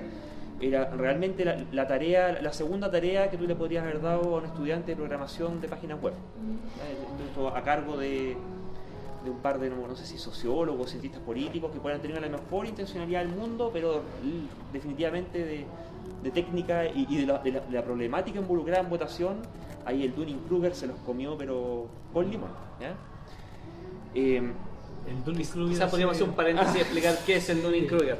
Hace referencia a un tipo de sesgo cognitivo definido por unos investigadores de apellido Dunning y Kruger hace unos años atrás, que no tengo muy claro que también replicado ha sido, pero por lo demás, pero que nos sirve un poco para expresar la idea de que expresa cómo personas que son incompetentes en una materia suelen tener una percepción de competencia superior que la que tienen personas que son más competentes en dicha materia. Hay una curva que es un poco complicada porque los que ya son hipercompetentes se consideran a sí mismos competentes también, pero en la parte más baja de la curva, los que son más competentes tienden a subestimar su propia competencia o capacidad para hablar, discutir de determinada materia o entenderla, digamos, versus los que son aún más incompetentes, los que están en parte más baja de la curva, que es, en buena medida, por lo menos según los experimentos de estos investigadores, tienen una tendencia a sobreestimar sus capacidades, a creer que saben más. Porque los problemas son menos complejos de lo que realmente son. Exacto. Ya, ese paréntesis. Ese paréntesis es lo que habría ocurrido aquí en esta municipalidad, ¿ya? Estaba pensando como estás diciendo que para hacer un sistema informático, una programación adecuada y las salvaguardas necesarias para poder mantener la integridad de ese voto, por un lado necesitas una gran expertise, hay que saber hacerlo muy bien, pero el problema que estoy viendo va más allá, porque tú podrías saber hacer eso y es muy difícil demostrarlo. No es un procedimiento como el analógico que estábamos hablando antes, que es muy evidente para cada una de las partes y transparente de que la cosa se está haciendo bien y con justicia. Tú incluso podrías hacerlo bien, y ¿dónde tenéis los expertos de cada lado suficientes para que esta cuestión no caiga en una compilación que hablábamos antes? Claro. Y yo dejar a todo el mundo tranquilo de las cosas realmente transparentes? Eso ya es una dificultad en sí misma. Es una de las complejidades sociológicas del voto electrónico, sí. Ahora, por el lado de los que hacen esta implementación razonablemente bien y que proveen mayores garantías de integridad del voto, aplican técnicas que son criptográficas, Hay una melcocha de distintas técnicas de lo que tú ves cuando navegas por las páginas web y ves un candadito de seguro. Hay una serie de técnicas de criptografía, de firmas digitales, de pruebas de conocimiento, de sumas homográficas, homológicas. Uy, se me olvidó el nombre de este maestro, ya me voy a acordar. Mientras menos sepan cómo se desencripta eso, menos posible que haya una mano negra. Para llevar el punto, claro. Protege la cadena de custodia. Y son varias cadenas de custodia, ¿cierto? ¿Qué necesitas tener? Que el computador que estás usando para hacer el voto, puede que te pongan una caja más linda, más bonita, más fea, da lo mismo, pero en última instancia es un computador. Hay un computador que está haciendo eso. Es un computador que tiene que tener instalado el software que se supone que tiene que tener instalado. Y no un software que fuera instalado ni por una mano negra dentro del sistema electoral, ni por hackers externos, ¿sí? Piensa en los teléfonos, por ejemplo. ¿Qué pasa con los teléfonos? Los que tienen Android típicamente, los que se mantienen actualizados y por tanto, no solamente las actualizaciones, ¿qué es lo que vienen? Mejoras de desempeño y funcionalidad, o sea, tienen cosas más choras, vienen correcciones de errores, de cosas que estaban funcionando no tan bien y que se arreglan, mejoras de desempeño, que andan más rápido, consumen menos batería, pero muy importante, vienen correcciones de seguridad, de vulnerabilidades que han sido detectadas, que están presentes en los teléfonos, de las cuales varias de ellas te permiten tomar un control remoto de tu dispositivo y tomar control completo del dispositivo, todo lo que hace, todo lo que almacena, todo lo que ve, todo lo que se escribe, todo lo que se transmite, todo lo que se recibe, y hacer que el teléfono haga cosas, ¿sí? Salvo las versiones más nuevas, los teléfonos más nuevos, que ellos siguen recibiendo las actualizaciones del proveedor, las más viejas dejan de tenerlo y quedan expuestos a vulnerabilidades tanto viejas y conocidas que no han sido parcheadas, como las nuevas que se sigan descubriendo y quedan abandonadas a su suerte. E incluso los que son nuevos y que se actualizan, son actualizados con demasiada demora, con lo cual se aumenta lo que se llama la ventana de exposición a vulnerabilidades conocidas para que tú puedas ser víctima de un ataque informático. Con los computadores pasa lo mismo, o sea, 60 y tanto % de los computadores están infectados, porque hay políticas de actualización deficientes, políticas de hardening de máquinas que son deficientes. Desde el punto de vista de la gente que desarrolla el software, ese software muy deseablemente, esto casi no se hace, digamos, pero muy deseablemente, un atributo muy valioso podría ser que fuera de código abierto. Gracias al código abierto es que puede ser auditado, abierto por todo el mundo, ¿ya? Tanto por los buenos como por los malos, porque también puede tener vulnerabilidades que tú no te diste cuenta y pueden ser pilladas, pero al menos puedes tener la confianza pública de que alguien puede auditarlo efectivamente, ¿ya? Versus las soluciones de código cerrado, en las cuales se hace una contratación. Terminas confiando en la buena fe de los que te diseñaron el sistema. Y que te lo pueden comprar. Hay varias cosas. Primero, handling, incompetencia. Los errores ocurren. Sí. ¿Sí? Segundo, malos incentivos, donde de repente la empresa puede estar muy interesada en ganarse la licitación de todas formas, sin importar si lo que produce es de mala calidad. ¿Sí? Y hay conflicto de interés para no solucionar cosas que te puedan significar mucho dinero solucionar. ¿Sí? Y ese software tiende a ser auditado por consultoras independientes, privadas, y viene todo el tema de los posibles conflictos de interés, que son, dependiendo de cómo se plantea el modelo, pueden o no ser pagadas por la misma empresa que está encargando la auditoría, y eso ya en general sabemos cuáles son los conflictos de interés que eso puede traer respecto al resultado de la calidad de esa auditoría. Y confiamos en que hubo un proceso en el cual se instaló en ese computador ya seguro el software que se supone que estamos instalando y no otro software amañado, ¿sí?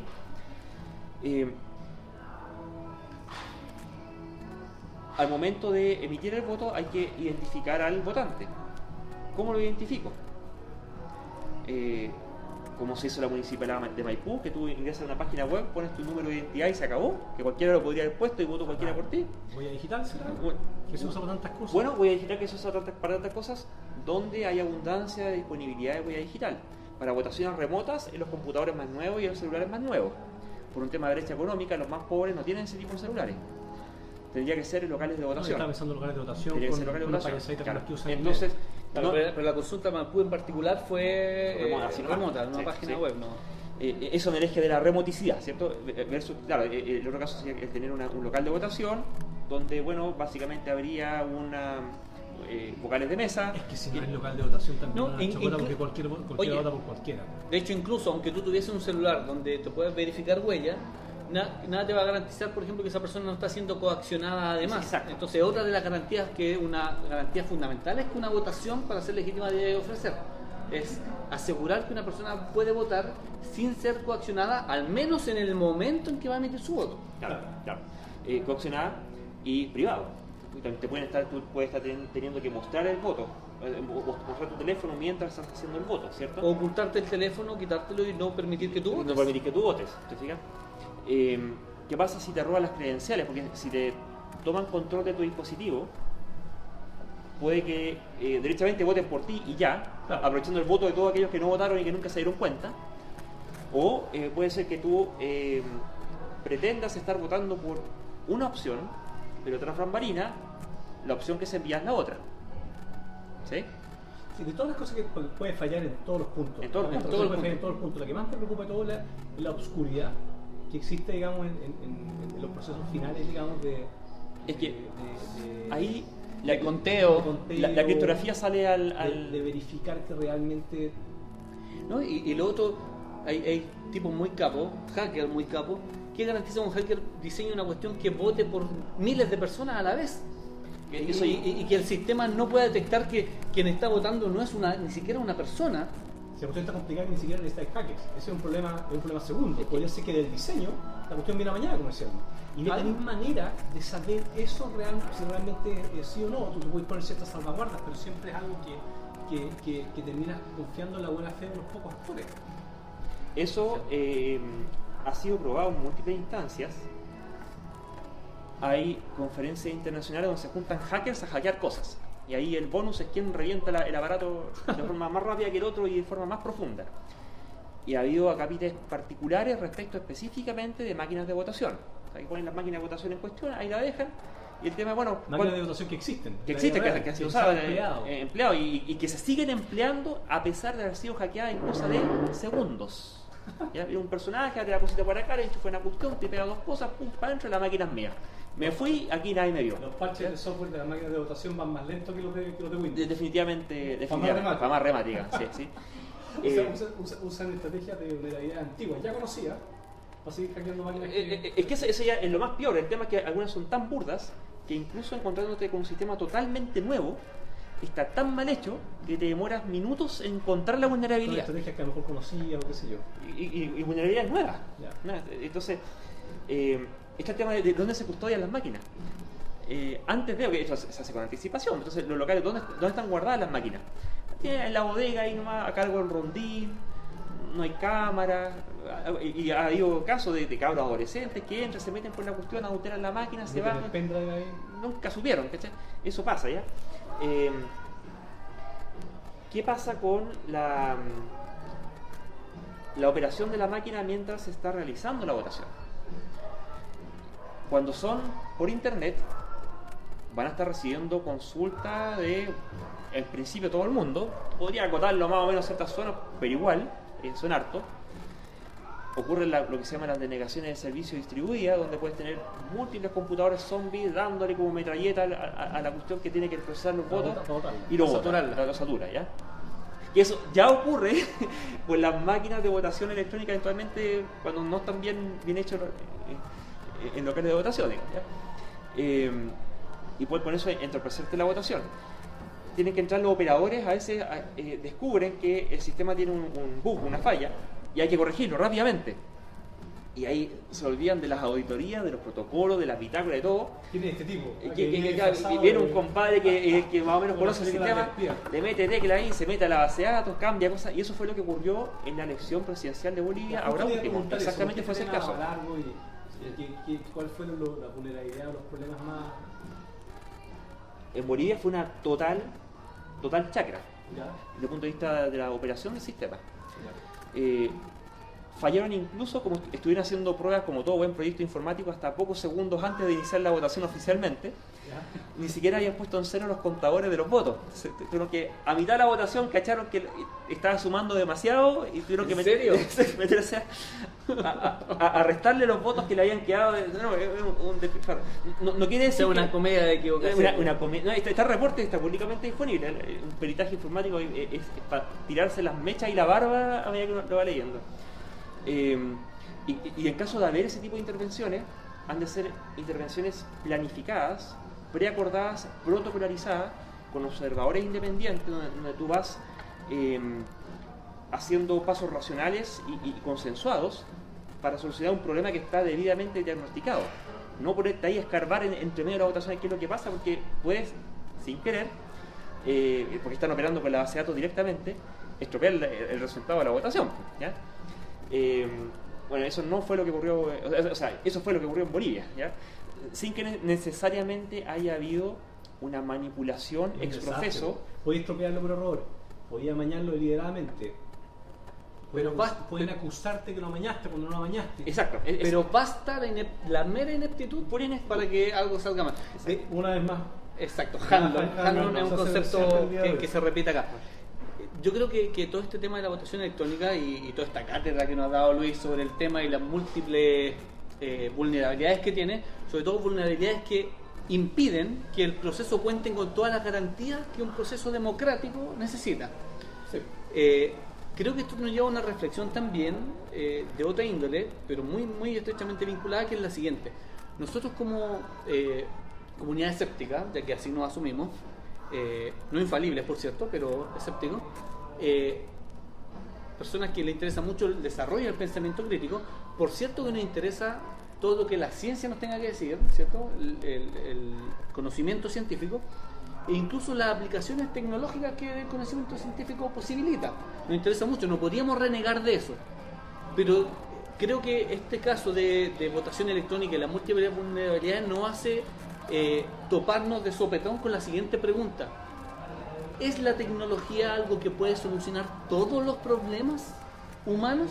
Es una pregunta legítima. No se trata de renegar de la tecnología, ni ser un ludita que diga que la tecnología es algo malo, que deberíamos volver a la edad de piedra. No, en ningún caso. La tecnología ha sido y sigue siendo algo relevante. Pero también nos hace preguntarnos esto: ¿es la tecnología algo que pueda solucionar todo problema concebible para la especie humana?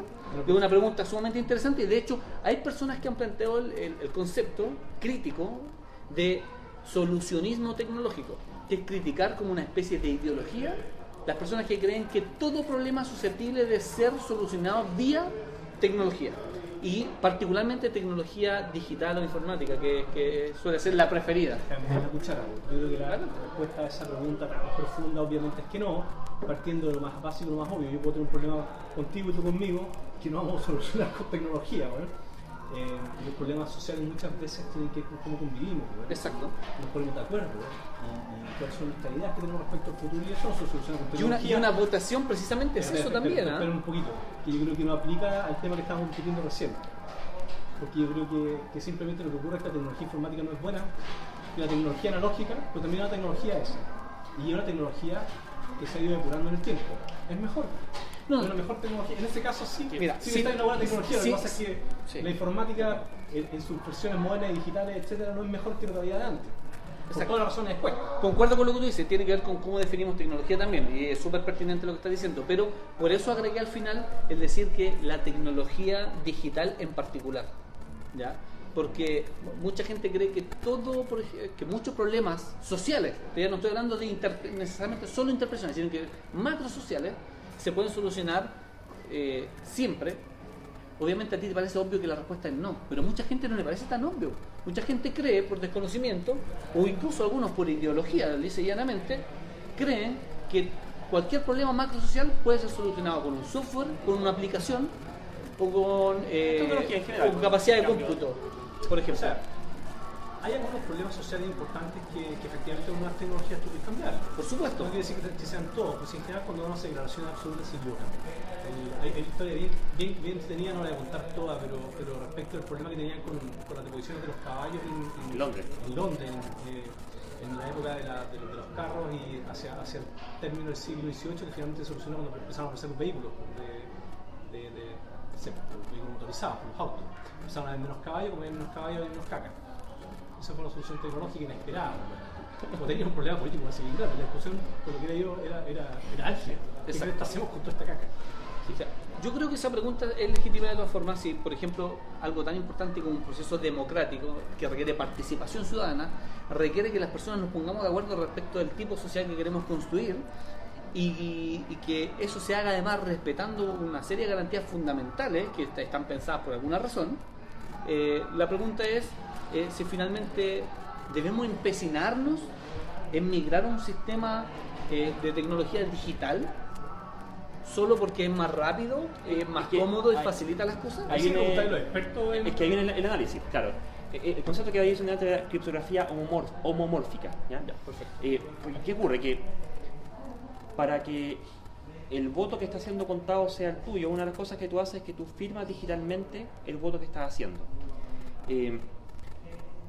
Además, para que tú puedas auditar que ese voto fue contado, te emiten un papel que igual no nos operamos de papel, o sea, con impresora térmica, lo que tú quieras, con un código QR o un código de barra, lo que fuera, que codifica esta firma digital, de modo que tú puedes validar que el voto que va a ser contabilizado corresponde con el voto que tú emitiste.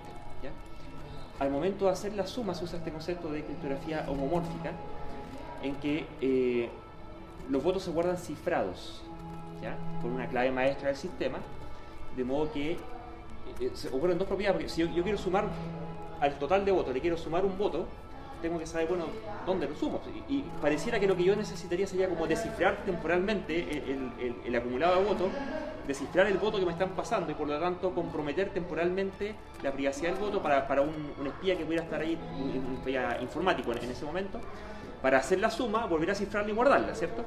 Mediante la criptografía homomórfica lo que se consigue es que se puede trabajar con los votos cifrados vía operaciones básicamente de multiplicaciones gigantescas, con números muy grandotes, que son homomórficas, es el concepto matemático que mantiene la relación con la suma de los votos descifrados. Entonces yo puedo hacer la suma de los votos cifrados sin descifrarlos, ¿y cómo lo consigo? Multiplicando los votos cifrados, ¿ya?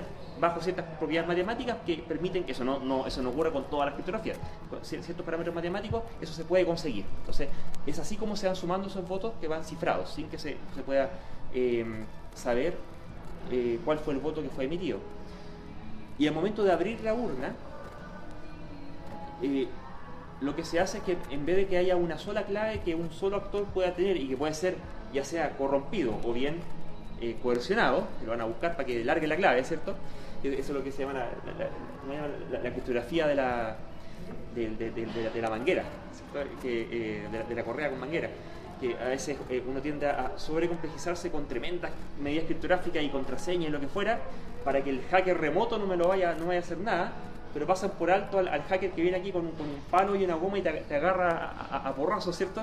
Hasta que tú largues la contraseña y ahí se acabaron todas las medidas de seguridad, ¿cierto?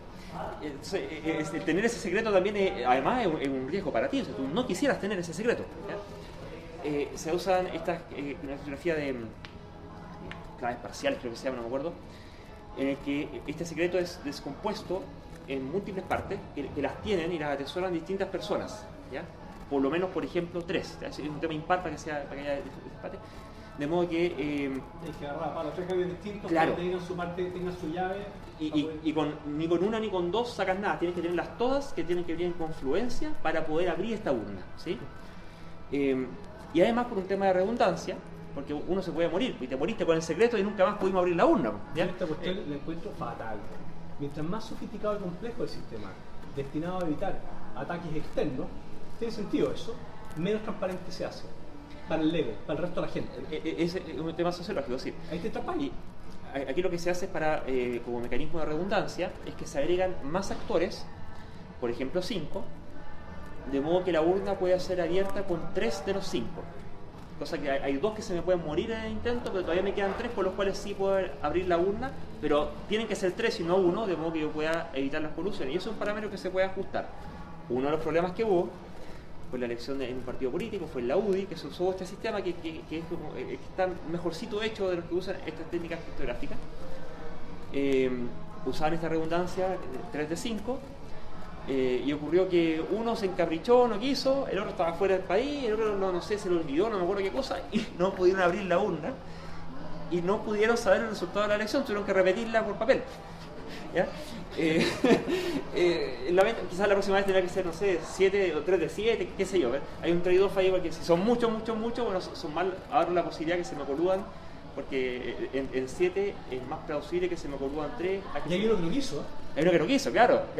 Ahora, yo reformulo un poco y acotándola a esta discusión la pregunta: ¿hay razones de peso por las cuales debiésemos querer migrar a un sistema de votación digital? Hay dos principales argumentos que se proponen al respecto.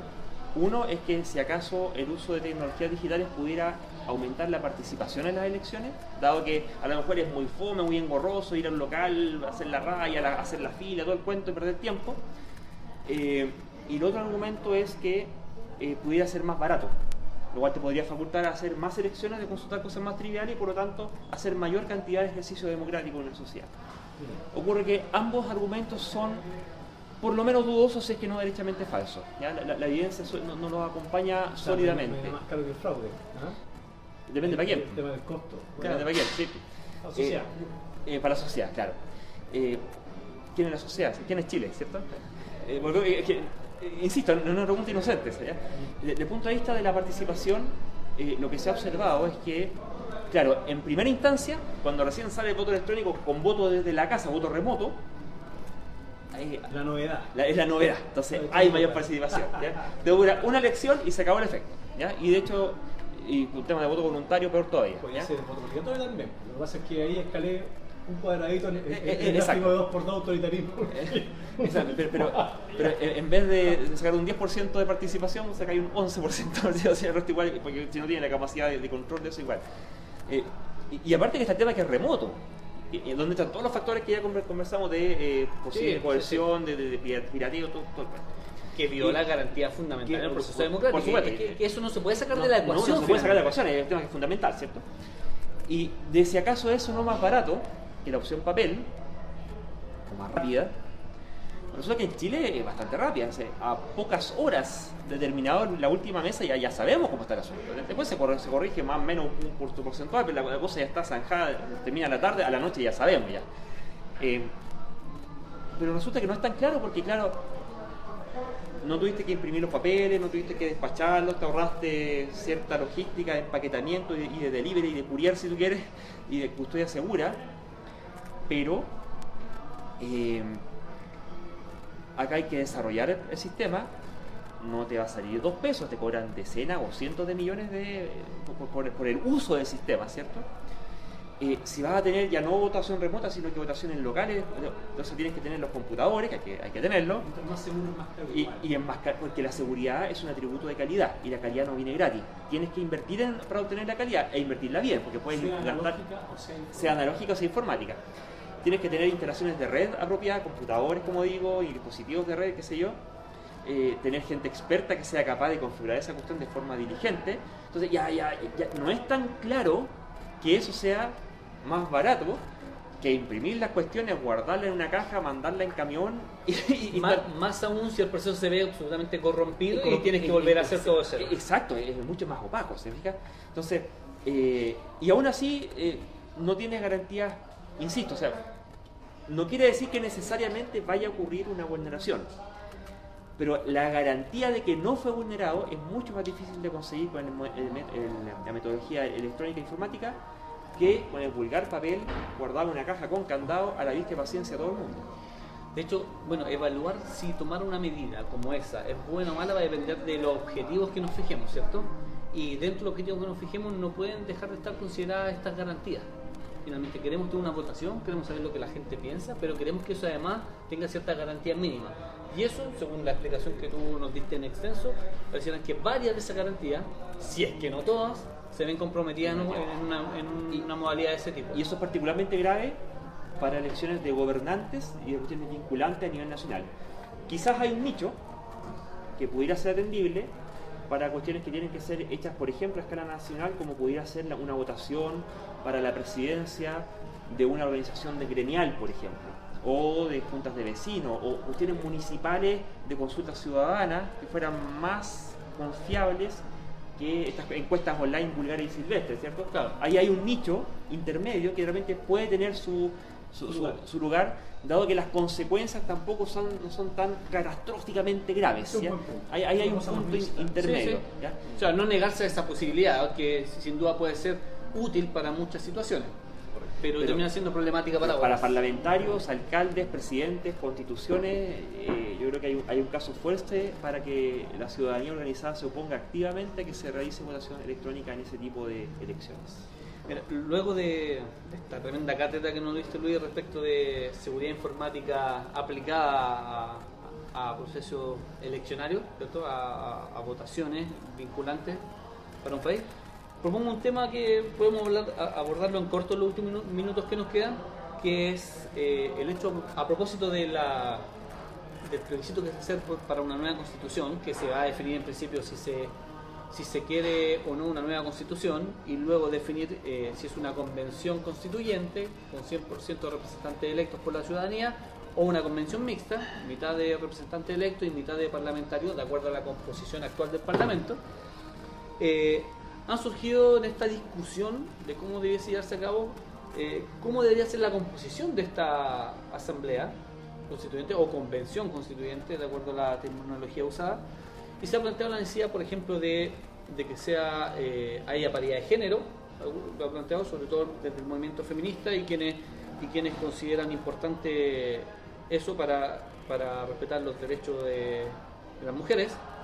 Se ha planteado también ciertas cuotas para pueblos indígenas, y resulta que en toda esta discusión surgió también ciertos grupos de presión, en particular la Iglesia Evangélica, solicitando tener una cuota de representación también, y dado que el escepticismo, el pensamiento crítico va muy de la mano con el laicismo, ¿cierto?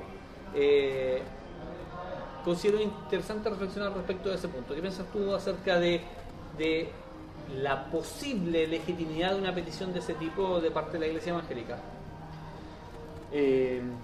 Bueno, primero quisiera intentar zanjar hasta qué punto pudiera o no tratarse de una falacia dependiente y resbaladiza, ¿cierto? Porque, estirando el argumento, bueno, si los evangélicos pelean por un 25% de representación en la nueva elaboración de la Constitución, que para empezar no me queda claro por qué el 25. Ellos dicen que ¿Es un 25? Ellos hablan de un 23, algo así. 20 algo. 20 algo, sí. En circunstancias de que al menos las últimas mediciones bajan la cifra más o menos como por el 15, 16, ¿cierto? Hay un 10% que me resulta difícilmente explicable.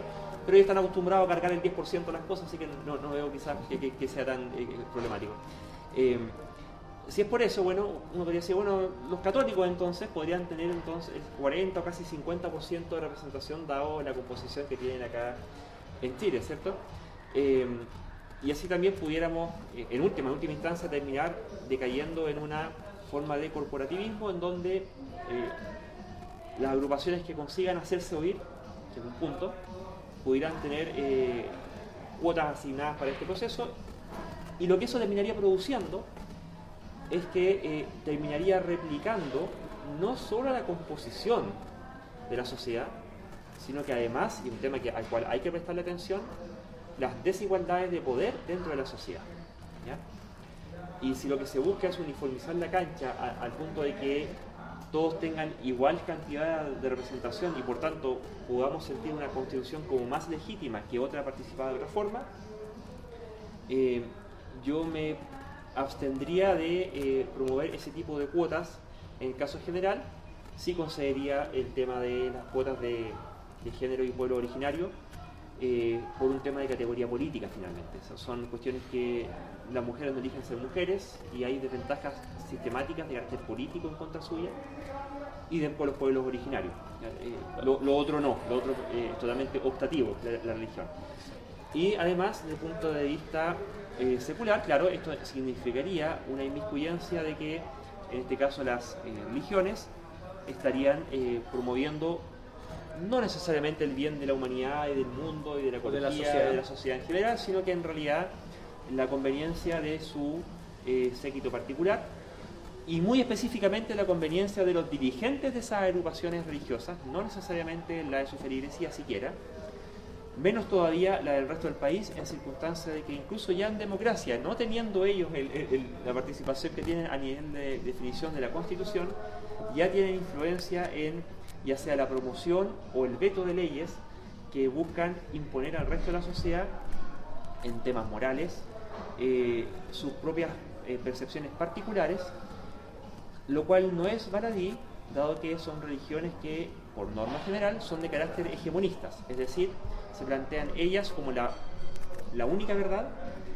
de carácter revelado, por supuesto, que solamente ellos saben cómo es que llegan a ese tipo de verdades. Claro, sin fundamento, sino de carácter revelado. Revelado en última instancia, y que la evidencia histórica sobra respecto de qué es lo que ellos hacen con las minorías, y a veces no tanto con las minorías, sino que con las no tan minorías, en la medida que empiezan a detentar más poder. Exacto. Versus una agenda laica que busca, al contrario, justamente la consideración de las minorías en sus derechos fundamentales. Vean qué es lo que dicen las iglesias, la iglesia católica, la iglesia evangélica respecto de los derechos humanos, entendiendo que los derechos humanos son propuestos como universales. El Vaticano en particular se ha abstenido a participar mayormente en las convenciones internacionales de derechos humanos. Vaya a saber por qué, no sé si hay alguna sospecha al respecto. Sí, las evangélicas acá han sido flagrantemente activas en la promoción y la defensa de regímenes políticos contrarios a los derechos humanos, tanto en el pasado como en el presente. Atentan sistemáticamente contra minorías sexuales. Pregúntale a cualquier homosexual cómo es ser homosexual en comunidades evangélicas, en comunidades de tipo de Jehová o en mormones, o en los sectores más conservadores del catolicismo. O sea, incluso con cosas tan básicas como el uso del preservativo, que hasta eso han llegado a cuestionar. Yo, bueno, sumándome a los argumentos que tú señalas, creo que efectivamente hay muy buenas razones para rechazar una petición de ese tipo, pretendiendo tener una representación del 20 y algo % en esa convención constitucional o convención mixta, principalmente apelando al principio de que el Estado debe ser un Estado laico. Es legítimo que los evangélicos, en tanto ciudadanos, los católicos en tanto ciudadanos, quieran tener representantes y por eso van a tener derecho a votar como cualquier persona. La pregunta es por qué ellos querrían, además de tener un voto como cualquier ciudadano, querer tener una cuota en tanto evangélico. Porque no les da. Yo creo porque no le da, y la otra razón creo que es porque si yo quiero tener representación no solo como ciudadano, sino que además como evangélico, creo que es evidente que la idea que hay detrás de eso es poner el Estado y las definiciones del Estado que queremos construir al servicio de la religión. Por lo tanto, violando el principio del laicismo y de un Estado laico. Entonces, creo que eso es algo que vuelve evidente el interés que hay detrás de una petición de ese tipo. Aquí otro de nuestros escépticos del más allá, detrás de cámara, tenía un muy buen argumento también que agregar al respecto. No sé si quisiera compartirlo. Sí, claro. Cuando dice al servicio de la religión, uno debería pensar qué es eso, a qué se refiere eso. Al servicio de la religión puede ser al servicio de determinada ideología que está basada en ciertos dogmas, ciertas ideas racionales o ciertas cosmovisiones mágicas de la realidad. Pero por encima de eso o antes de eso hay una dinámica de poder. Las religiones, por lo menos como las vivimos nosotros en Occidente, las que son dominantes en el mundo son autoritarias. Y son autoritarias en su dinámica interna, no solamente en el sentido de que sus líderes no son elegidos democráticamente por la feligresía, sino que también en otros sentidos que las hacen antidemocráticas y autoritarias. Hay un sentido de obediencia al líder, de una falta total de crítica respecto de los dictámenes del líder y de los que están en la cúpula de poder. Hay un castigo, una persecución de la disidencia que toma niveles más o menos atroces dependiendo del nivel de poder que tenga dicha religión. Es muy distinto hoy en el mundo católico la persecución de la disidencia, que toma formas mucho más leves que las que existían en la época medieval de la Santísima Inquisición, o las que hoy existen en otras formas, otros grupos religiosos que son mucho más severos y estrictos, como, no sé, por el tío Jehová, o como ocurre en el mundo islámico, ¿ya? Entonces, si tú pretendes que esa manera de hacer las cosas, autoritaria, es perfectamente antidemocrática, la trasladas al mundo civil, simplemente estás exportando o importando, como sería una dinámica autoritaria a tu democracia. Por algún motivo, los ideólogos, los pensadores de la Ilustración vienen hablando desde hace 300 años respecto a la importancia de la separación de la Iglesia y del Estado. Es por un buen motivo. El menor poder que han tenido las religiones precisamente para perseguir la disidencia y para instalar esta agenda hegemónica no ha sido porque ellas hayan cedido ese poder, ha sido porque el mundo laico y humanista ha ganado espacio por luchas como las que mencionaba Luis. Entonces esto no es baladí. Ha sido a pesar de la religión, no gracias a la religión. A pesar de eso. Sí, las grandes conquistas en términos de derechos humanos, qué sé yo, el voto femenino, etcétera, etcétera, no se han conseguido gracias a las religiones, sino que justo a pesar de las religiones, que normalmente se han opuesto en cada paso. En todos los pasos. Claro. Y además que suponiendo que en Chile hubiese un 20 y algo % de evangélicos, y está en estrecha vinculación con lo que acabamos de, los argumentos que se acaban de mencionar, ¿qué salto inferencial hay que hacer para suponer que esos supuestos representantes van a votar de acuerdo a lo que les parece a ese 20 y tanto % de evangélicos en el país? O sea, no, ellos a su autoridad. Ellos legítimamente, Es autoritario. por eso está vinculado con tu argumento, porque ellos ilegítimamente quieren hacer ver que porque hay 20 y tanto % evangélicos, nosotros, que somos los líderes, los que tomamos las decisiones, nuestro voto tiene que pasar un 20 y tanto %. Hay un salto inferencial bastante legítimo. Esos miembros de la comisión de constituyente o esos parlamentarios, porque toda la discusión del tema de los parlamentarios evangélicos se deben a su autoridad en la iglesia. Exacto. Entonces, ese es el problema, eso es antidemocrático. Y esa autoridad podrá escribir motivos ideológicos, religiosos y revelados, como decías tú, para hacer las cosas, pero en último término es su decir, o el de ellos. Muchas veces la ideología se malea o se adapta a la necesidad o los intereses de determinada autoridad. Y además que además de considerar el riesgo que significa que la administración la decisión de qué tipo de Estado queremos y luego la administración de ese Estado quede en manos de personas que no tienen más argumentos que verdades reveladas. Es una cuestión sumamente riesgosa, es como reintroducir una enfermedad. Eso se llama a la democracia. Se llama teocracia. Sí, no, porque esta gente lo hace con la perspectiva de que consiguen un Estado hecho a la pinta de ellos, dado que van a estar en un proceso constituyente, tendrán la posibilidad de influir, de modo que los mecanismos de representación que queden consignados en esa constitución les sean funcionales a ellos, de modo que ellos, los dirigentes de estos grupos evangélicos, consigan cuotas significativas de poder o de administración de poder dentro del Estado, con la perspectiva de finalmente terminar presidiendo el Estado, y un Estado que no es el Estado para todos, sino que un Estado que ha de ser debido a su fe, para sus intereses mezquinos, no republicanos, en contra de las minorías, en contra de las disidencias y, de ser posible, incluso también en contra de la mayoría. Sí. Bueno, yo no creo que prospere mucho esta petición, y eso espero, por supuesto, que no prospere, pero suponiendo que eso fuese posible y que se les consiguiera solo haciendo ficción, me refiero. Imagínense teniendo un 20 y tanto % de representación, dado que los quórum para definir están definidos en 2/3. O sea, cualquier grupo que tenga cercano a un 20 y tanto está a punto de ser el que pueda entrampar cualquier cosa. Exacto. Y imagínense el infierno que sería. Y tenía una pendiente resbaladiza absurda que mencionaba otro acá de nuestros compañeros, en el sentido más allá. ¿Qué pasa con las cuotas de las otras religiones? ¿Qué pasa con las cuotas de las regiones? Porque nosotros no somos de Santiago, somos de regiones. ¿Qué pasa con las cuotas de las distintas comunas? Nos podemos volver locos. Exacto. Así que bueno, eso ha sido por esta tarde-noche. Les agradecemos a todos ustedes vuestra sintonía. Los invitamos a seguir escuchándonos toda la semana o semana por medio. Vamos a estar sacando esta instancia de Escépticos del Más Acá.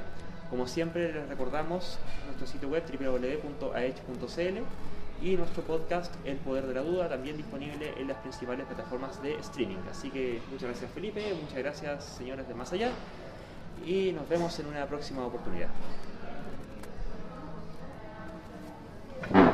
Publicar, no le di borrar.